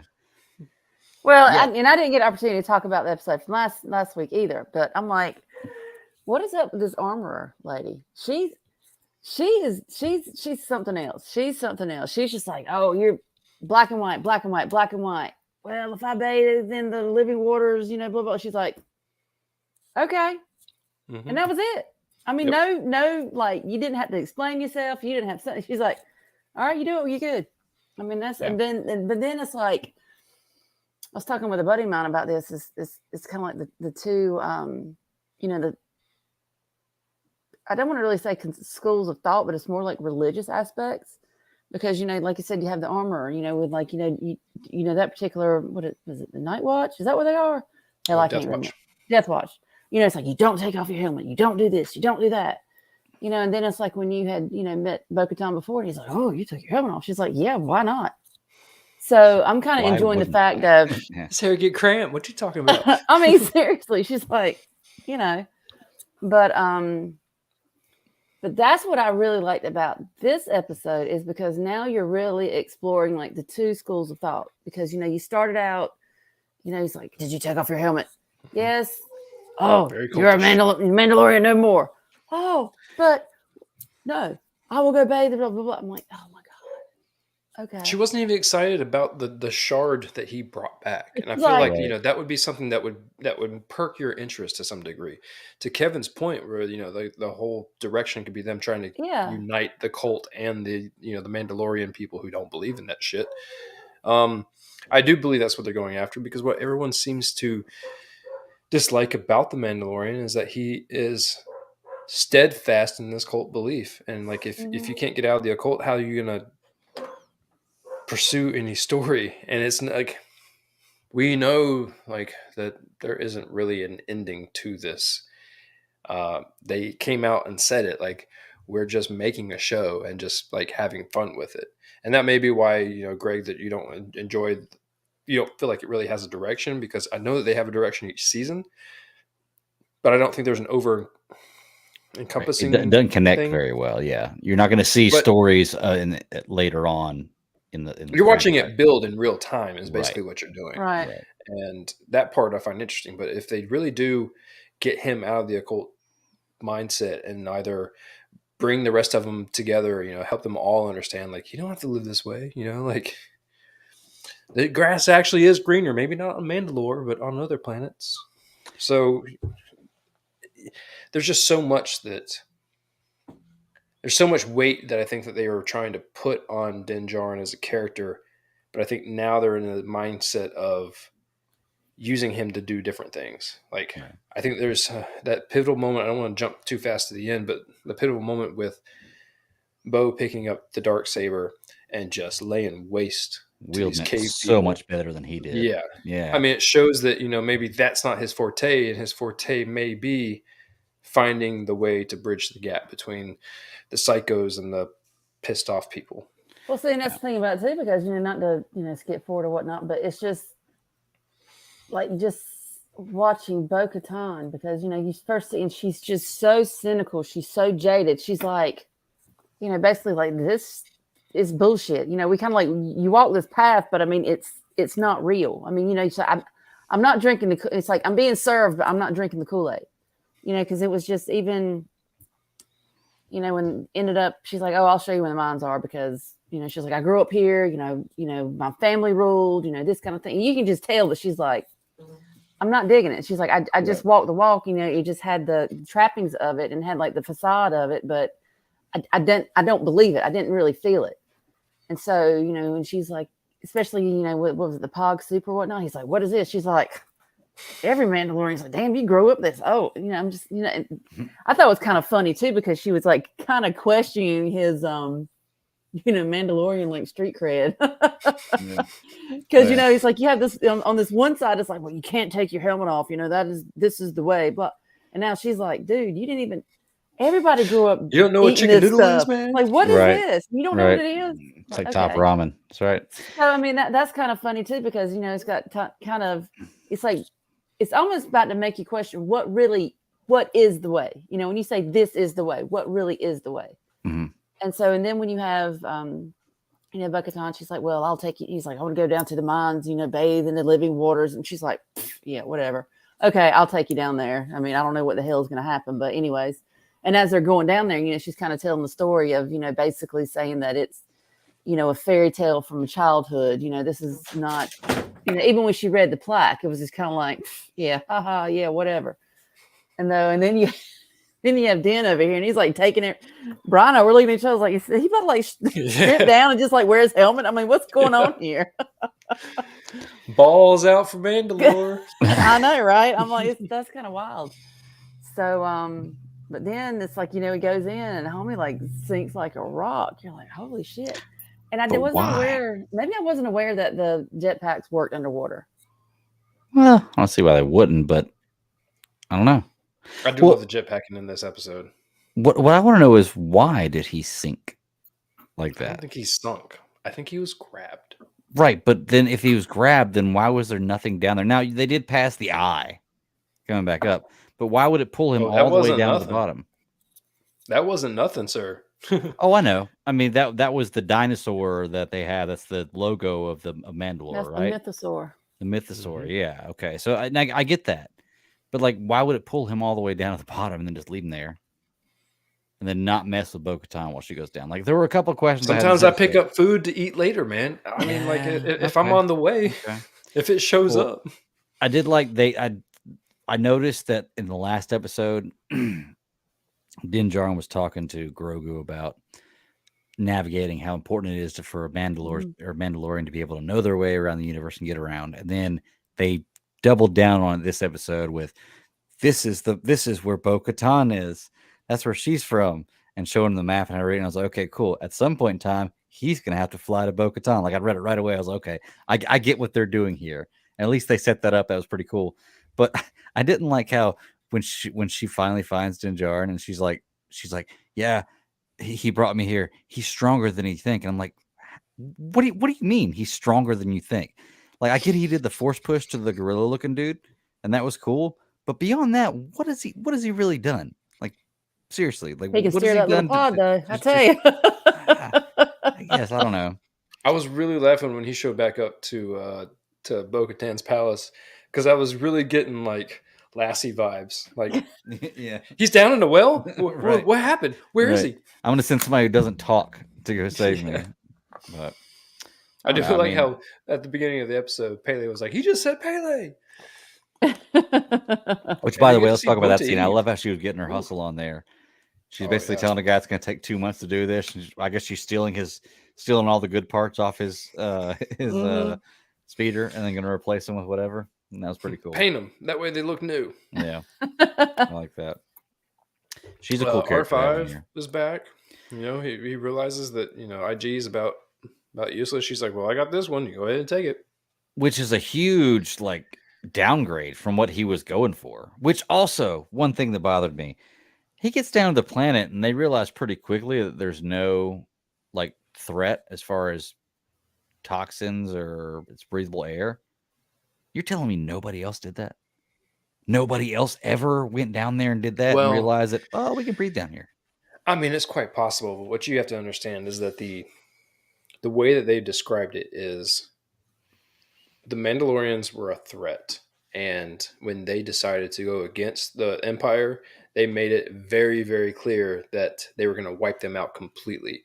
And so not only did they do it physically by bombing, but they also did it psychologically by making everyone think that planet was, done for. So, okay. And Kevin brings up here, he said, Death Watch believes Mandalore is poisoned with Bo-Katan's belief system. So they were telling the truth from a certain point of view. Oh, from a certain point of view, I guess. Choose your words wisely. That's right. I guess. That could be it. I don't know. Like I said, I saw that and I was like, wow, it seemed pretty easy that he would. And then he leaves Grogu in the ship and he's like, stay here, you'll be safe. When the whole time he's telling him, this place is really dangerous. This place is really dangerous. I've got to go check this out because this place is really dangerous. Stay here, he had you'll be to safe. lock himself in his pod in the N1. So, I mean, it was, I guess you're pretty well secured there. Yeah, I guess so. But talk about the spider Venus flytrap thing. I mean, yeah, what is this? I little mechanical definitely eyeball thingy. Oh my god! yeah. I was getting like Grievous General Grievous vibes. vibes. Yeah. Yes, exactly. I'm like, So like a biomechanical organic Mm-hmm. being. I mean, see just that. like snatched him out of the ground and just. I was like, oh my god! I was like, Yeah, oh, this And is then he's like trying to take his blood, like I'm assuming, or plasma. I don't know, whatever he's trying to get out of his body, but he's definitely trying to harvest something out of him. So it's very interesting the take on it. I want to find out more about what's going on with Mandalore, especially with the way this episode ends. Because I was looking at it when I was going, and I was like, oh, I wonder how much is left. It still had like 11 minutes left, and then the episode ended with like 9.5 minutes left. I was like, wait a second, 3-minute intro, 9.5-minute credits at the end, and the show is only 47 minutes long. Something doesn't add up here. But I don't know. It's weird. I will say though, like I think that Katie Sackhoff as Bo-Katan looks a lot better. I'm definitely feeling it. I mean, like, girl pulls off a sexy Mandalorian, which I mean, Pedro Pascal did too. But I mean, like out of nowhere, from what you had in animation to what you had in season 2 to what you have now, I think that her kicking ass with that darksaber, I'm like, very nice. You. And that's what saved this episode. You are a really contender. fight scenes. Yeah, I agree. Because, like I said, I felt kind of like the episode was kind of like it was going very slow, and I was just waiting for something to happen, and I was just seeing stuff that I've seen 1,000 times in Mandalorian, and then they had these fight scenes, and they were pretty good. I enjoyed them. I'm just tickled to see her back as Bo-Katan, period, because that's just that was one thing. Because, like I told you guys before, when I had the opportunity to like meet her, speak to her, I was like, oh my god, I hope Bo-Katan's back for season 3. She's like, I hope so too. And she's like so sweet. I'm just like, and here she is, like in character, like this is, it's just, oh my god, it was insane. I loved it. Loved it. You know who I'm more interested to see though, as far as a female Mandalorian, is Sabine. I want to see this live action Sabine. It's gonna be amazing. I can't wait. What's the girl's name? I can't remember the name of the actress Rizzo, playing her. Something weird like that. Yeah. I want to see. I want to see the animated Sabine on screen. Like I want to see that girl on screen, or woman, whatever age that they're bringing her in. But yeah, it's gonna be good. I'm excited for it. That's what I'm most excited for with Star Wars live action right now. Is this Ahsoka Tano series and where they go with this, because it could be amazing. And you know what? I mean, why couldn't they bring a live action Bad Batch into the Ahsoka Tano series? How nuts would that be? That's what I'm saying. Nuts would that be? Pick your cast. Yeah. I got to sit down and think about it. A few names came to mind, but like it's immediately you just can cast a guy who is Wrecker. You're just looking for a big bald guy. I mean, there's a bunch of them. So. I think it's like just find some no name folks. That's what I'm talking about. I mean, I don't want like a recognizable. I don't want a recognizable face. I'm like, grab some. Just I don't know. There's got to be fucking shave Gronk's head and put him in that role. There you go. There you go, right there. That's not a bad idea. There you go. Not a bad idea. He's like, I want USAA, but they wouldn't give it to me. All right. Was there any more Mandalorian we want to talk? I mean, I want to know about the Mythosaur. I want to see it again. They better not tease me and leave me without anything. I need it.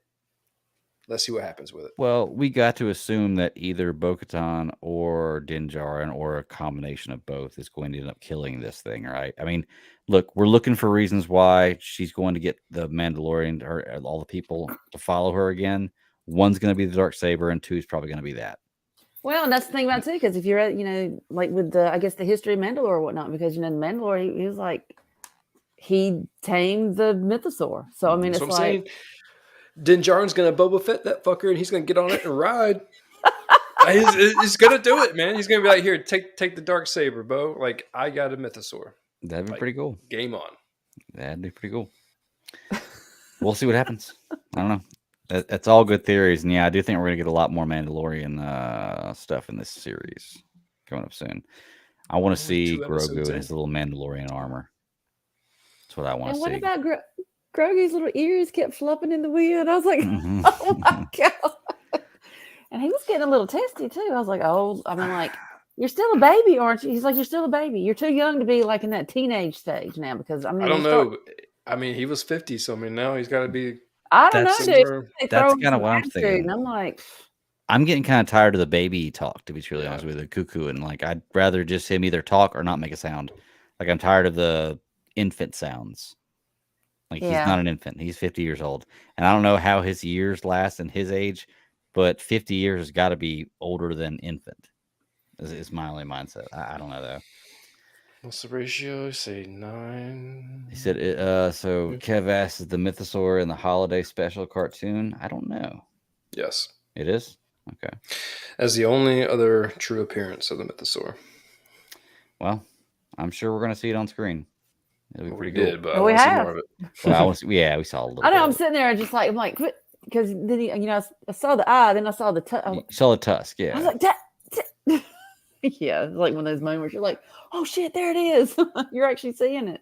So I didn't know that the Mythosaur was an underwater creature, or at least could be underwater. But apparently it can. Mythosaur can do whatever Mythosaur wants to do. Hell because yeah. It's a That's Mythosaur. right. There's no rules for Mythosaur, damn it. We can do whatever the hell we want to.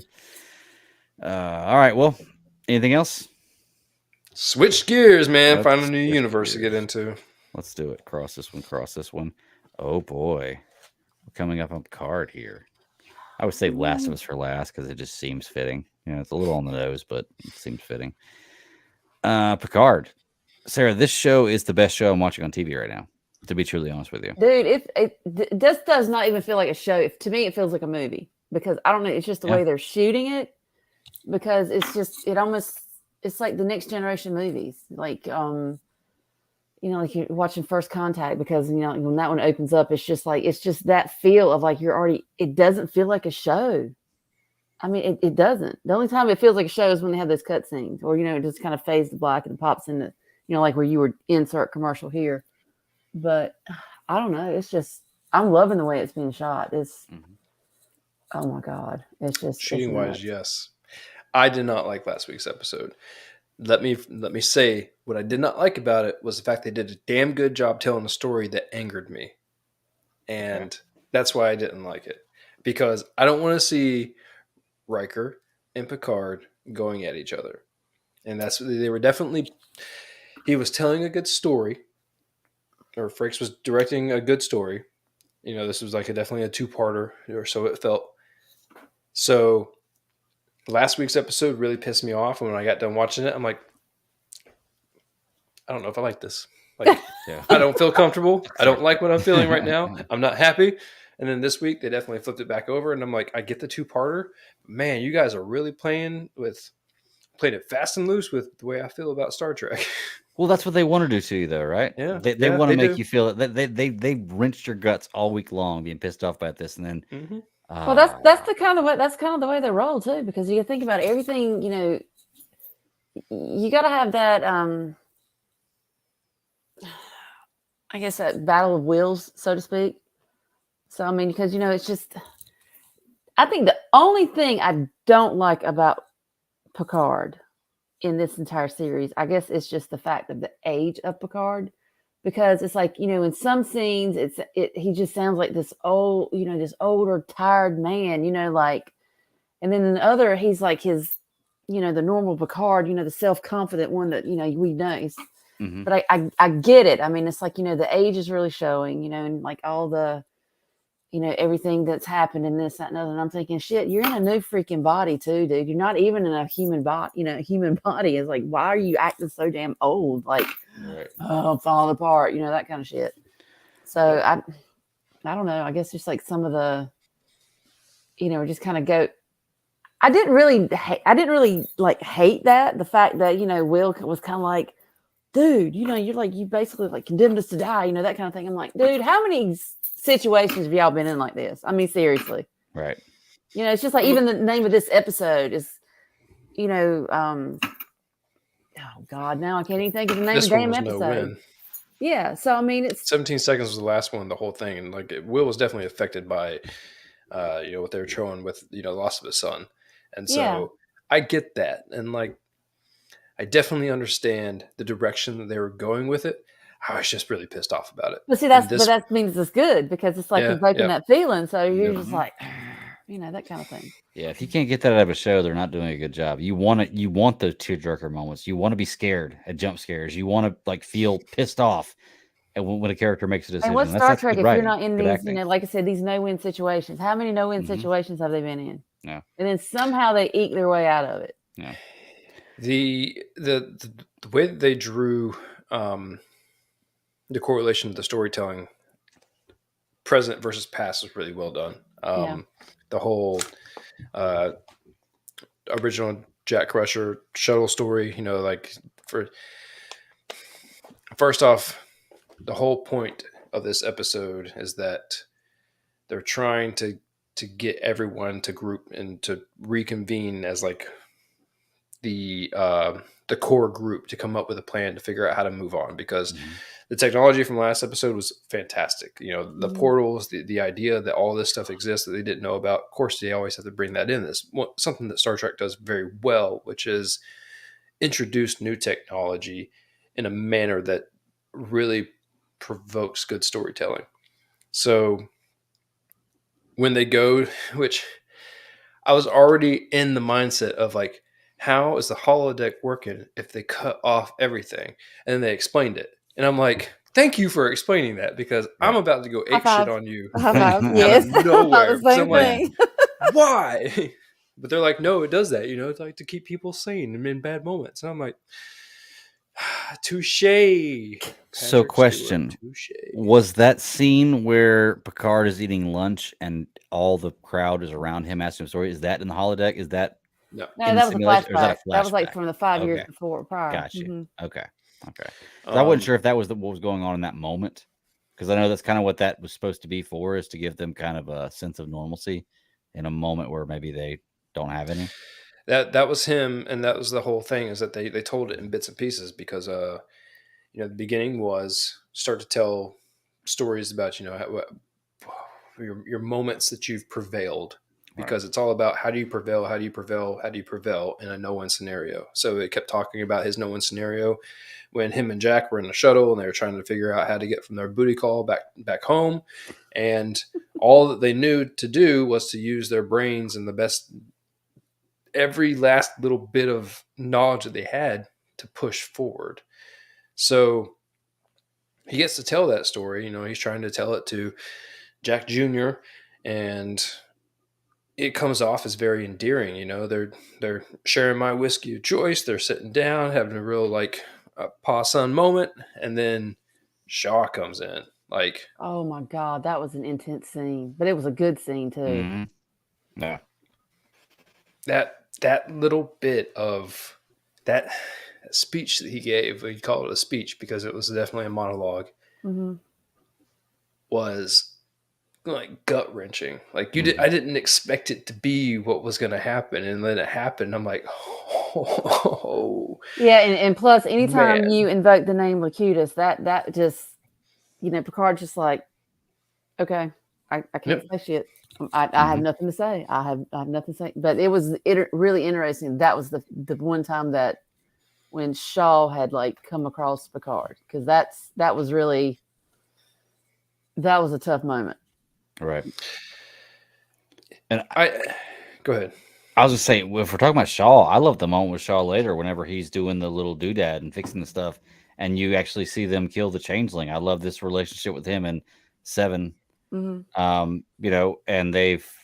but now you understand it so much more. They've come to a kind of an understanding with each other, exactly, and you do understand it a whole lot more. And I love how they even set the seed of, how to identify a changeling. And he's like, you ask a question that somebody should, that that is common knowledge, but is specific enough that a person only would say that.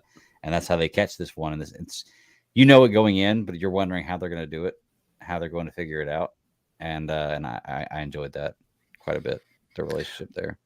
You get the seeds right off the bat with Seven opening up the door to Picard and Riker in the first episode, and it's like he doesn't he prefers Hansen. Like, don't call me Seven. And so you start to try to figure out like what's this dude's problem, or like like I said, he came off as like a very douchey captain right off the bat. And then the more you get to figure out about him, like that moment where he had that monologue in that forward bar, you're just sitting there and you're like, I understand. Like, if now I understand why he don't want to call her 7. Yeah. But you see when it comes full circle that, because not only did he not want to call her 7, he chose her like to be his next in command. So you get the two sides to that story. One of which is like, I don't trust you, but 2 is like, but I trust you. Right. It got really weird with, them trying to figure out how to catch the changeling. And I liked how they were kind of both on the same page once he was kind of able to like stop being a bitch and actually listen to her. I love that little fact that what was he saying about, I think you're a fantastic first officer and blah, blah, blah. And he's like, she's like, oh, yeah, that's you lying. Okay. Like now I understand, Right. And I definitely knew that when then she made the call to Riker that they were hatching something. And I mean, that little bit of trying to figure out, which she's like, I'll be right back. I'm like, enter changeling. Like that's, if she leaves line of sight, because that's what my mentality would be. If you leave my line of sight, I will no longer trust you when you come back, because that's the kind of mentality that the changeling brings into it, which like, look at what they're doing with changelings in Picard, I mean, like we've come a long way from Deep Space and every other iteration that we've had. So I'm quite happy with it. Graphics catch up, computer technology catches up. So story, I think good storytelling helps with that. Yeah, probably has a lot to do with it. But I'm trying to think. Let's see, the way they jumpstart the ship in this episode is pretty cool. So let me ask, there's the scene where I guess the captain of the Shriek or Strike or whatever it is a changeling, as we see in this episode. She kind of cuts her hand off or melts her hand in that little pot. And I guess Snoke comes up and tells her what to do, which is crazy. They're crossing over genres that way. But hey, if they want to put Snoke in there, I don't care. And he wants to keep Crusher alive. So this lets you know that like this is a lot bigger than we think it is right now. It's a lot, or at least a lot bigger than they made it out to be. There's something about Picard's son that is a big, big deal because they want to keep him alive in this. Because otherwise, they were going to let them die, right? That was the whole idea, was just let them die. Yep. Interesting. I want to see. Well, because Vedic didn't want to take her ship into that nebula because of all the the hardware and whatnot she was carrying, especially because did they jettison the portal thing? You saw something fly off the ship before they went back into the nebula. This was after she got her little dressing down. I don't know. There was something popped off. I didn't see it if they did. Yeah, I don't know. Yeah, she told like her whatever this. It's like to eject something, and I don't know if it was that because it was saying something about with the I don't know, the anti-gravity thing or whatnot, because if they went into the nebula with all the things that was going on, it was going to damage their ship, even though Riker threw an asteroid at them. But right.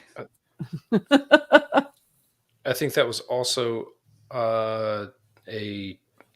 was it a story? Was it a Next Generation story? Not just on Voyager. I think it was somewhere else too.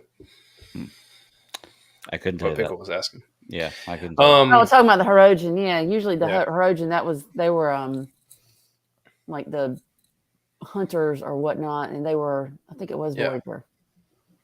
Because I know that was when they were on Scream. I think there was other. I can't pull up any names of it, but I think that was definitely in like a canon story, Next Generation wise with Picard. Mm-hmm.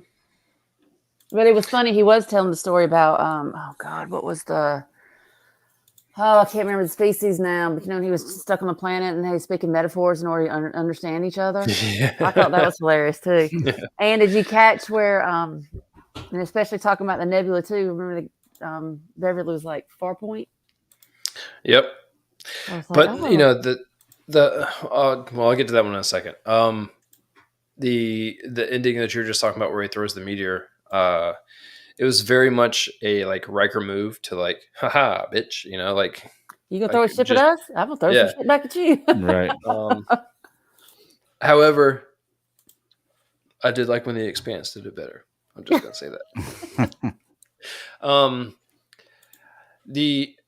All right, so Beverly's role in this episode totally made me feel like she was Jeff Goldblum out of Independence Day.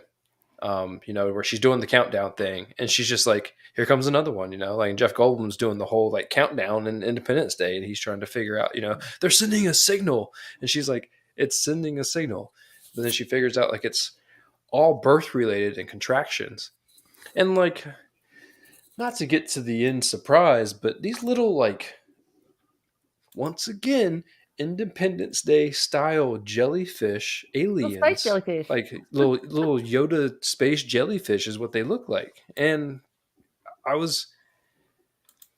find the premise remarkable that someone could take an idea like that and really flesh it out. I mean, like they're using science and like laws of deduction to really help this thing go forward. So I was truly surprised that it worked, but it was so weird. So weird. The fact that it was like bioluminescent jellyfish made sense with like the whole space is a vacuum, the things that we know about Earth that, you know, exist in like vacuum style deep sea stuff. Like it made sense like as I'm watching it from what I know. But it's just really, really weird. Yeah. That's really good. I mean, But it does drive the point space home. jellyfish are always weird. But it does, like I said, it does kind of drive the point home because, you know, it was, you know, it's darkest before dawn. You know, they were like in a bleak situation. I mean, literally they were facing death because, I mean, every system was shutting down. Anything they did, you know, it's kind of weird thinking about, you know, you have a ship, a starship in space that's literally sinking. And that's what's so crazy about it. I mean, it's, and then to figure out, because as soon as Picard told that story with Crusher, I was like, that's how they're going to get out of it. That's how they're going to get out of this. You know, something basically along the same lines. But yeah, it was, I don't know. There's just so much going on, especially like with Picard and, you know, Crusher or Jack and all this kind of stuff. And I'm just like, where is this going to go? I mean, and then like the very end, pretty much the very end scene, you know, where, you know, they're back in the bar or back in the pub or whatnot. And, you know, you have these. Oh, it wasn't the very end, but yes. Yeah, but I mean, you know, that was something where I think it finally clicked, you know, because there's a lot of things I'm sure that Picard's probably going to realize, you know, over the years. It's like, you know, things that have happened prior and now everything's kind of coming full circle. So, you know, then you have this kid, you know, asking if, you know, do you have any other, you know, do you have a family? I mean, you know, you have your career, you have this. And he's like, well, you know, Starfleet's the only, you know, family. But in his defense, he didn't know about it. Yeah, right. I mean, how can you say, oh, yeah, well, I have, you know, this, dude, you got this son out here. It's like, you have no idea, know nothing about him. And, you know, you're thinking, you know, because Picard does ask, he's like, why didn't you want to know anything about me? Why didn't you find me? And then come to find out, it's like, well, you know, he was there, asked the question, but it's kind of like a loaded question. You didn't really. So it's like, if you had a kid and you didn't know about it, what would you think about it? Right. Yeah, exactly. It's like, you know, it's probably something you never really thought about, which, I mean, granted, Picard does, you know, he did have his brother and his nephew and all this kind of stuff. But I mean, you know, he never really had the best family life.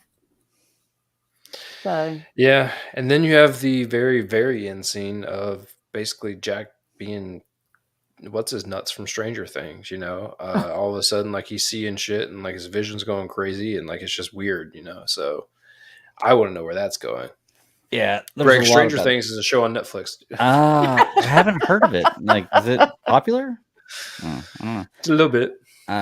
Yeah, I'm interested to see what's going on with this Jack story too, because like I said, there's something bigger with him.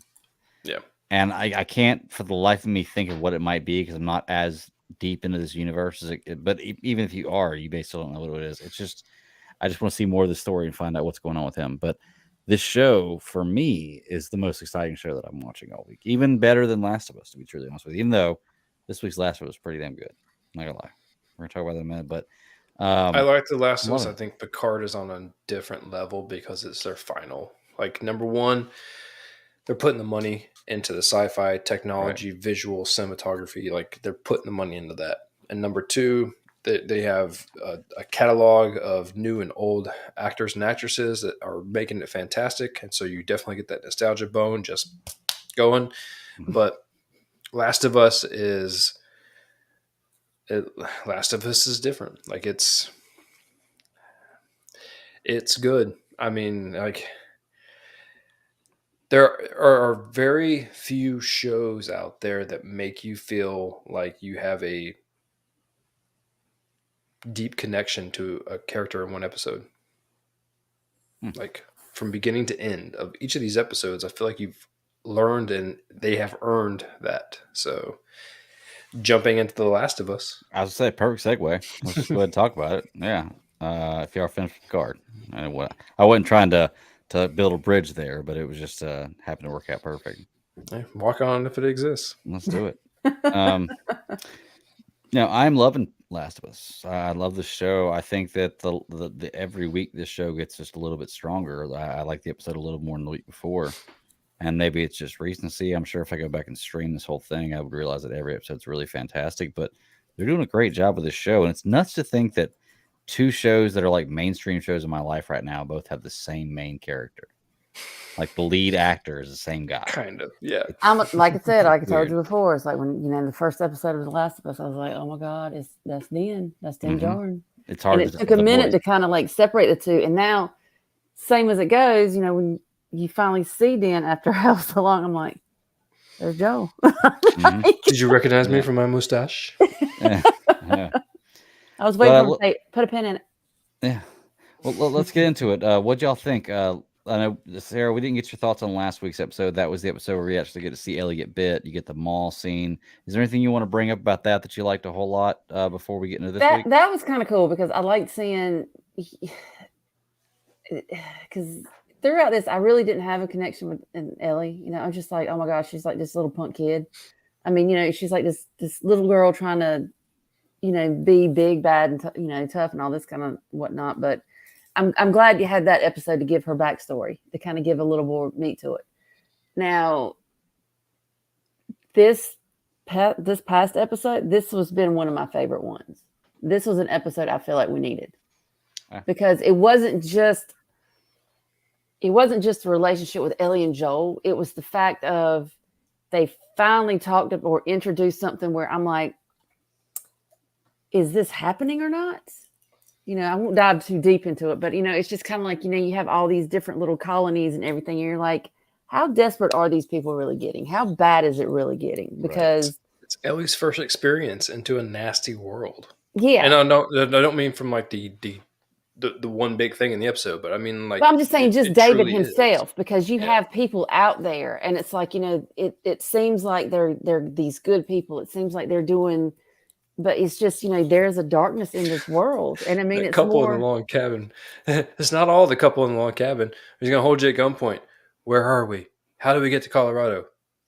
Just tell him. I already told him the truth. The Indian couple, I love that couple. And they were only on screen for like 5 minutes. I know. And she's just like, Sarah the River. He's like, what? She's like, I'm just here. It's like, if you ain't going to shoot me, you ain't going to shoot me now. You're right. But I mean, But I'm glad to see that Ellie does, she's. I hate to see that she has to grow up so fast.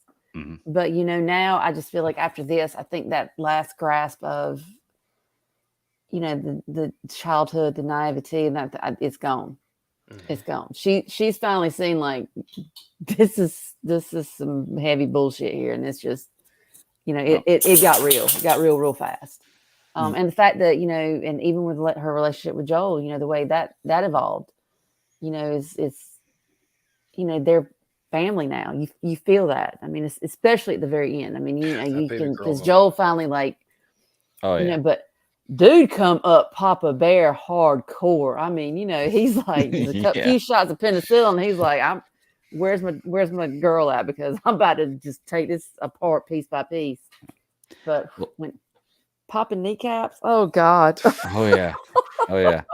Look, Ellie Caps like has bottle caps. Ellie has that trait about her throughout the series so far where it's like teetering on Omega. It's like, do I want to really like this character, or is she just going to be the annoying problem every episode? And the last 2 episodes have really built this character up to a point where, okay, I really like this character. Like she's got her edge now. Like you said, Ross, she's seeing what the real world is like.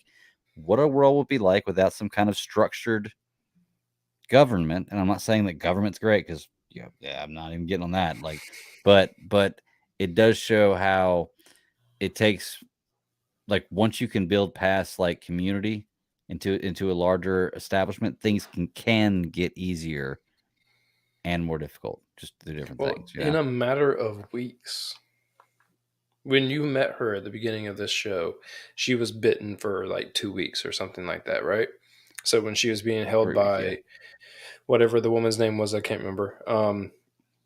When she was, when she was being held and told that, like that she needs to be taken to XYZ to get to the place to do the thing, that had only been a matter of weeks after the mall scene. And so when you do that flashback, you start piecing it together. You're like, they've only been together for like a couple months. Mm-hmm. For whatever the cost of time is to travel the distance they've traveled, is how long they've been together. All right. And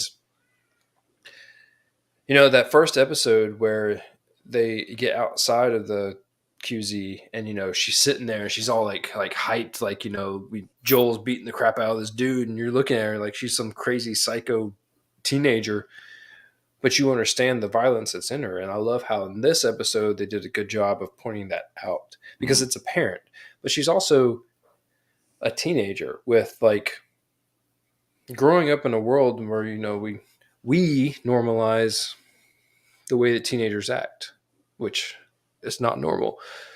We experience things differently than what could happen in like a post-apocalyptic style world, where you're growing up and people are doing weird shit. But it shows the humanity in her, that she's actually trying to connect to Joel.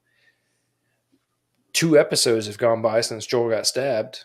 And now they're in a scene to where, it starts off in this one where she's trying to find food, because she knows that there's like, she's doing all the heavy lifting, finding the water, like letting the snow melt, taking care of the horse, trying to find something. She goes out hunting. She runs into teacher turned preacher. And now they have this conundrum that they're facing with each other. She's running into other people by herself. Right. She has to be an adult, kind of like for the first time. So. And for the most part, she does a pretty good job. I mean, she gets got, but I mean, she is a kid and, she was outnumbered, but she's doing a pretty good job of doing what she needed to do to protect herself and take care of things. So I was pretty impressed with it. She knew that, like they said, she couldn't drag that deer back. Well, I'll trade you half the deer for this penicillin. She keeps him at gunpoint. She does a good job with that. And honestly, in this episode, and until like towards the very end, I didn't get a lot of vibes that the guy who was the preacher turned teacher was a bad guy. Dude, I thought that maybe like the people that were in his group were bad and he might be a good guy. Then like towards the end, I'm like, okay, this is starting to turn real quick. Like that's why I made that comment. Yeah. In one episode of this show puts you on a path with a character or multiple characters in one episode, and it makes you feel multiple things for that character. Mm-hmm.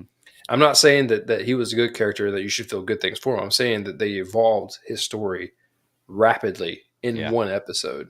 Yeah.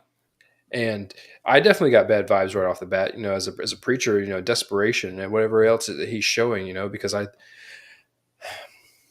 of my main qualms with the idea of religion as a premise is like, it always seems in the bleak moments where people are trying to find something better to think about and believe in. And whereas, it's a lifestyle.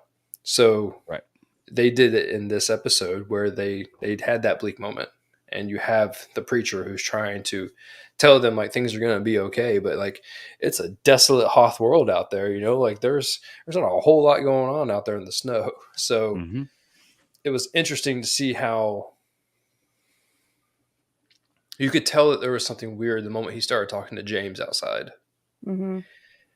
where he felt like he needed to ask the question, like, "Are you still with me?" Because that's where the desperation sunk in. That's where Mhm. you started to tell. Mm-hmm. I do love the connection in this one too, where we have the last episode where we Mhm. see Joel get stabbed, and we learn that that's the father of this girl in this episode that they're talking about is actually the one who was the one Joel killed. It's a crazy connection. I didn't see it coming, so it really surprised me. But it was a great turning point at that moment because that's the moment where Ellie realizes, oh shit, Mm-hmm. like oh shit, like I'm screwed. And I guess that was kind of the turning point for her. She does a great job acting in this episode. Mm-hmm. Just a fantastic job acting. Like I hate to put up, but like there's the moment where the preacher is, I guess he's going to rape her. I guess is the deal, which is terrible, and I hate to see it. But just like her acting job of somebody being scared in that moment was Well, the just breakdown amazing. scenes up until that, where she's standing her ground, you know, and Yeah, breaks his finger. And it's like, you know, tell them my name's Ellie. You know, I like how like she Little bites him girl, brush too. your finger. Yeah. you know, Yeah, she just did a great job. Like I said, the actor, that actress or actor has really stepped it up for me. I liked her before because just from Game of Thrones and just what she's done in the series before. But man, she is crushing it the last couple episodes. Oh, so As cool far as making me too. feel more for this character, at least. Well, the cool thing about this too is like you're actually bringing in the voice characters yes, because the guy that got the James. cleaver in the neck that's Joel in the game. That's the voice of Oh, Joel okay. in the I didn't game. know that. Okay, that's cool. So I mean, it's cool how they're Cleaver in the neck. But can we even talk about that? I Mm. mean, like, she didn't care. She was like, "Nope, I'm swinging. you're dead." At least that was fast. Joel stabbed that one guy like right underneath, right in the jugular, right here underneath it, and just watched him choke to death on his blood. And then old boy with a kneecap too. Like my goodness gracious. Yeah, And the other Sarah, fella you got were the right pipe to in bring the that up face. first. He's like, The fact that I'm not telling you anything. He's like, you don't need to. Bap. Dark Joel came out in such a big way, like you were talking about at the beginning of this episode, where us talking about it. I mean, like in a way that It's like he flipped the switch. He heard that guy up there. He's Yeah. like, oh, I gotta wake up, and he just like it was just like automatic. He just went like He- on. he went in the dad mode on like the nth level. Like the shit yeah. was ridiculous. He did not care, and I loved because I have always thought that I would not hesitate to Liam Neeson the shit out of somebody, you know, in the event that, you know, something like that were happening. And for him to have that Liam Neeson moment for himself where it's like, we're going to find out what you know.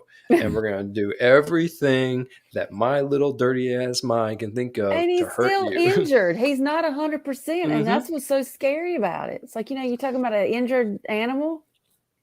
He hadn't eaten. He barely had Man. any water. Let me tell you something. As a father of two daughters, I feel like there's almost absolutely nothing that could stop me if I felt like I had to protect my daughter's life. I really don't. Like, I've never been in that situation, but I feel like you would have to literally kill me. There's nothing you can do to stop me from doing everything I can to save her. And that's when you get that baby girl moment there at the end, which, whew, you're right, man. That's Yeah. touches the heart a little bit right there. Oh, But it went from the first episode to where it's like she's feeding off of his anger and violence, and she doesn't even know him, and he doesn't even know her, to now to where they are, you know, separated father-daughter that are going to like traverse this world in its entirety. Kevin said earlier about how the second season was also going to be part of the first game. I didn't think that they were going to tell the first season or first game in its entirety in the first season, because that seemed like a really bad marketing idea. Right. Why not stretch it out? So I'm very interested as a non-game player to see where this goes, and to know that we're not going to have a stopping point. I love that people know what happens in the game, but I also love not knowing what happens in the game. Right. I like how they're, people, it's just like when people read the books about something else that's out there and things don't happen the same exact way. From everything that I know and have heard, they have paid very good homage to the key points of the game itself. The episode before last about Joel and Ellie having that tear down dialogue in the room before he's like, I'm going to send you away with Tommy and you're going to do what I say. Mm-hmm. And they just basically had that fight. That was like a big moment in the game. I'm interested to see how far this is going to go in its entirety, like as a series, but I really wanted to keep going. Like I love all the little bits. I love seeing Pedro Pascal going, full dad mode. I love seeing Ellie being like, oh shit, like I am a kid. And like now I have to learn a whole lot. Yeah. And cannibalism. We haven't even talked about cannibalism. I was just about to bring Kevin that up. Brought the it up, biggest but thing. Yeah. Man.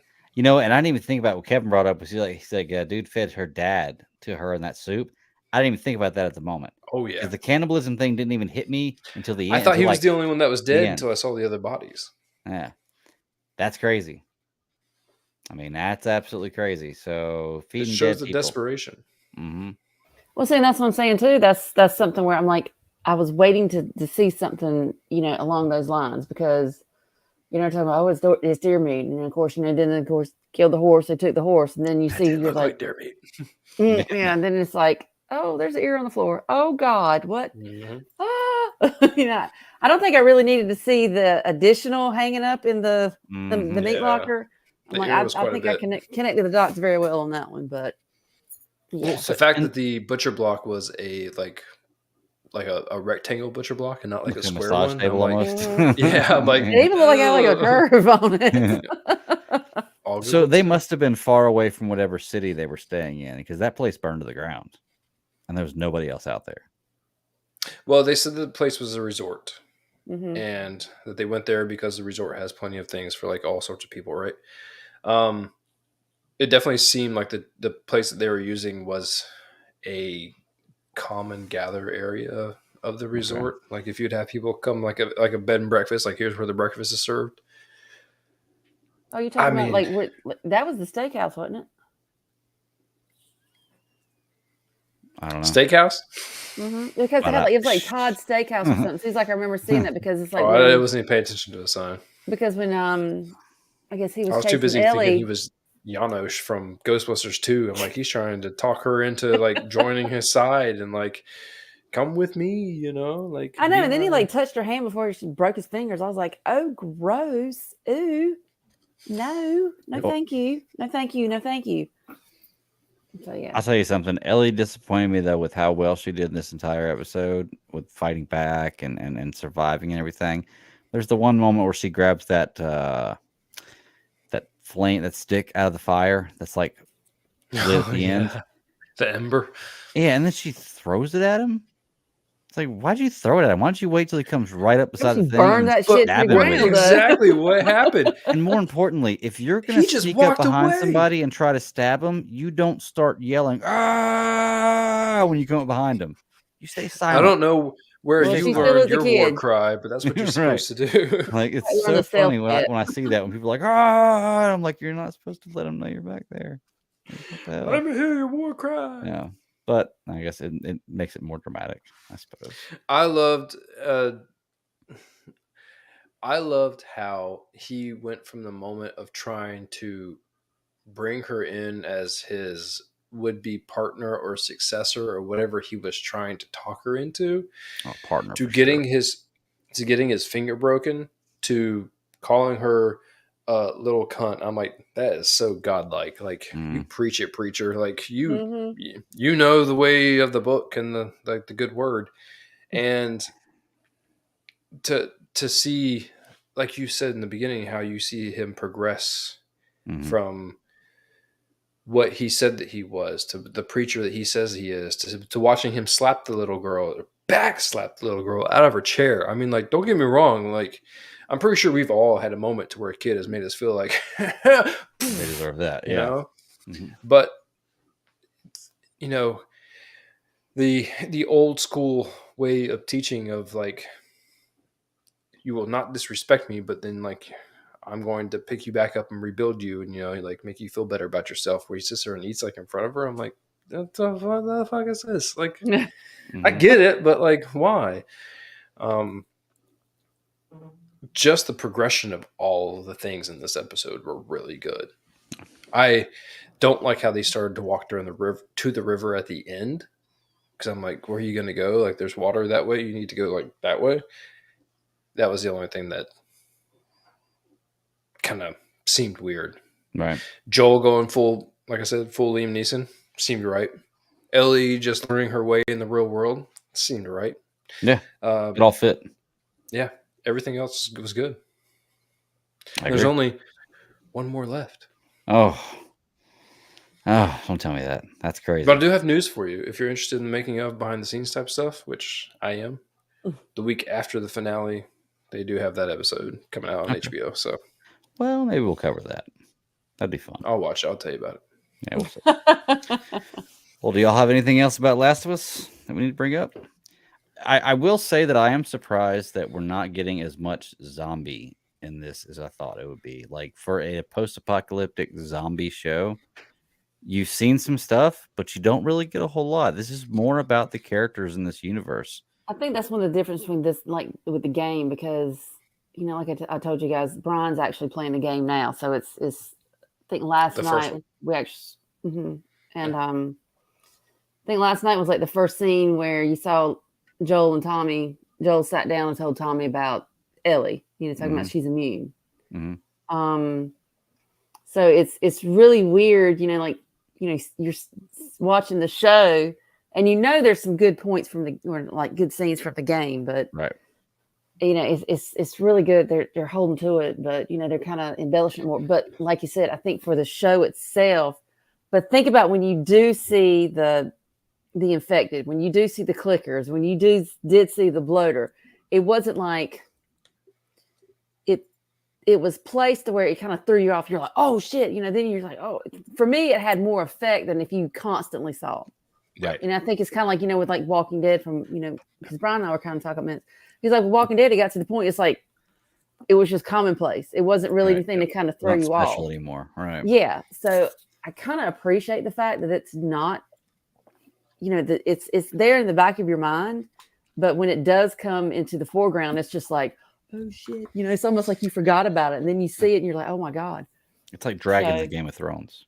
Yeah. So I think it's probably a better effect, doing it that way than having it like, the foreground, that kind of thing. Well, when you watch something like Walking Dead, you have them starting off in a urban area, and you had more in the urban areas that they traversed in this show so far, but they're really trying to stay pretty rural and out there. And I don't know how much the population truly has died versus like living. I don't know what the ratio is, but I do believe that if you make them too big of a character like up front, then you're doing yourself a disservice come towards the end. So more now does not equal better. I think now you need to definitely tell the story about survival of those who are surviving, because just like Walking Dead did, as the dead kept dying and decaying and throughout the course of that story, the bands of people that did live and continue to live on, as much as they started to all die off as the series progressed, you have a massive number of dead versus living. Right. So if you have that here, then are they banding together? Because now you have a whole different dynamic, which is that whole interconnectivity of thinking and being able to know something 50 miles away because they're plant-based and roots and weird system and all that kind of crap, which is all scientifically accurate. But it's interesting that being out there in the middle of nowhere where fungus truly would grow, that the system, like, what my mind separates right now from a really weird technical standpoint is, do they only talk to each other since they're cordyceps and they're like the living dead, or do they still talk to like the mushroom cordyceps of like the shit that existed way before then? You know, Good question. and I kind of got the vibe that, it seems like they're trying to steer towards colder climates because colder climates don't increase mushroom growth, like humidity and all that kind of crap. Mhm. But I'm also not sure that they're smart enough to really know that. And I don't mean that in like the show is not smart enough. I mean that like the characters in the show, are they smart enough? Because they haven't hinted at it at all. So They just happen to like just migrate to certain areas just because that just happens to where you end up. Well, Look, they did. If I'm surviving, I'm going somewhere tropical. Like Yeah. if I'm going to be living in a post-apocalyptic, I don't want to freeze to death. I know that much. Yeah, I'm going somewhere nice. Like I'm not layering up. Like this is like it's beach season, and I'm going to be full tan everywhere. They did bring that up though at the beginning of the series about the temperature being the right temperature rising like to be able change, to ideal for the fungus. Mhm. But yeah, I guess the common person may not know that. I suppose is what you're saying. Yeah. Well, they haven't alluded to it at all in the story so far. Okay. I think that's where I'm unsure of with their storytelling, like what they're trying to do where they're trying to take it. Okay. Yeah, man. Loving the series. Hate that next week is the finale. But I'm sure this is coming back. This series is kind of taking over TV right now. Everybody's watching it. It's the next Walking Dead. It's the next House of the Dragon. All that good stuff. It's what everybody's going to watch when it's on. But I'm loving it. HBO Max knocks another one out of the park. Mm-hmm. They've had a pretty good track record so far. We should be expecting What's that? announcements of some more Hot D. Oh yeah, I always love the Hot D. Well, but I know we're not getting that for a while till at least next year, right? Yeah, but I'm interested to see how long they're going to drag their feet, because their Sunday plan was to kind of alternate back and forth between House of the Dragon and Last of Us. I don't know what they're going to add into the mix, because Sunday night is their time slot. It always has been for HBO. So, well, you saw that we went over a few weeks ago that list of all the shows they have planned for the Game of Thrones universe. Oh yeah, but I don't know how much they actually have in production versus, I don't think they have any production. Those are all just plans now. So yeah, that makes good sense. But I don't know. I'm interested. HBO Max is going to keep my subscription. Let's put it that way. They need to bundle with somebody else. That way I can bundle something up. But love HBO Max. But yeah, I got nothing else for tonight. Went through all the shows, went through the news, had an awesome guest. We got another guest next week. It's going to be cool stuff. Ted Lasso starts next week. It does. Just throwing that out there. I don't have Apple TV. I guess I'll be watching the Pornhub documentary. That's the only other option on the 15th. Greg, does your wife own an iPad? She does, actually. It's all wacky because Apple's supposed to have this great product. It's better than everything else, and the battery's all messed up on it. I can't get it to work. So, you charge it? Okay. Whatever. we tried charging it. What happens is we put it on the charger and it says it's like 46%. Then like 5 minutes later, it's like 98%. And you'll pull the charger off and it's like 12%. And then it'll, like, without even putting anything in, it'll go up to like 48%. And then it'll die. It's really, really odd. Get her a new one for her birthday or whatever holiday comes next. St. Patrick's Day. There you go. Get her one for St. Patrick's Day. I don't know if that's what defines me as a good husband, but yes. I definitely should. It ain't going to hurt. You know what, though? I might just get her a Samsung tablet, because everything else in our house is Samsung, and, that's the stuff that works for us. I don't know. Yeah, I know the only Apple product I bought is broken. That's all I'm saying. Well, this podcast is brought to you by yeah, exactly. But no, we'll see. I mean, I want to get to. I'll eventually, like I said, I'm actually in the process of maybe purchasing a new TV the next week or two, and when I do, if it can get Apple TV, which it should, then I will probably be subscribed to Apple TV. and I'll Roku check just it came out with the whole new, their own independent line of TVs, so they're not bad pricing. Roku is Actually- definitely the way to go with smart TVs. I'm Check them out and check out Verizon Plus Play. I think that Okay. they just had a deal with Netflix for a year for $20 and Paramount Plus for something else. So if you have Verizon, check out their new deals. I did see that today. All right, I'll check it out. Look, I know that the last TV, like I've had every TV in my house is a smart TV, but they're all Roku TVs. And then I had one TV that I bought as a Samsung TV. It's a really nice TV. Samsung doesn't do Roku.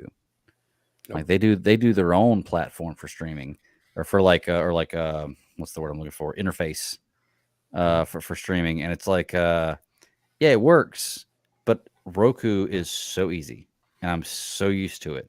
It was so different with the Samsung. I was like, yeah, whatever TV I'm buying from now on is going to be a Roku TV, or because it doesn't make any sense not to. I want to be able to turn my TV on, hit left or right, and go to the streaming service that I want to. I don't want to have to go to settings and pull up this and that. Like Samsung just has to figure that out. That's one thing that they have not got down well. And that's why I use Apple TV. Well, that's what I love about having an Apple, because it's like, even if I can't find the remote, Yep. I'm like, Pictures on my phone. Roku's the same way. I got a Roku remote on my phone because my dog chews my remote. Look, I have probably ordered in the last year 30 remotes. Because Roku finally got a new remotes, Apple remote. remotes are cheap too. I order them in bulk. I order them like 4 at a time because my dogs always find the remote and they always chew it up. But they're like $3 a piece. All right, So- here's the deal. You go to the home improvement store, you get a hook, and you put that bitch on the wall to where a dog can't reach it. No, we already did that with Velcro on the headboard. So, but the dogs still get it. I'm telling you. Trust me, we've gone through this. You know you're All old right, when I'm you're gonna putting leave all those Velcro on jokes the to remote the so side. you don't lose it. Yes. Huh. Anyway, let's get out of here. I take it that's all back. we got. This That's podcast right. is brought to you by Velcro for your headboard. I don't think anybody's listening. No one wants to hear a thump, thump, thump, thump. Oh man. All right, so we'll be back next week, 9 p.m. Eastern Standard Time on YouTube. Check us out. Any podcatcher of your choice. I am the Bat Daddy 52. Sarah, where can they find you? you can find me on the Twitter at My Lady Kitten. Hell yeah. Ross, anywhere? Right Not here. a damn place. Right. Right Yeah. here. That's why you'll need to come check it out so we can talk to Ross. But I guess y'all until next week, just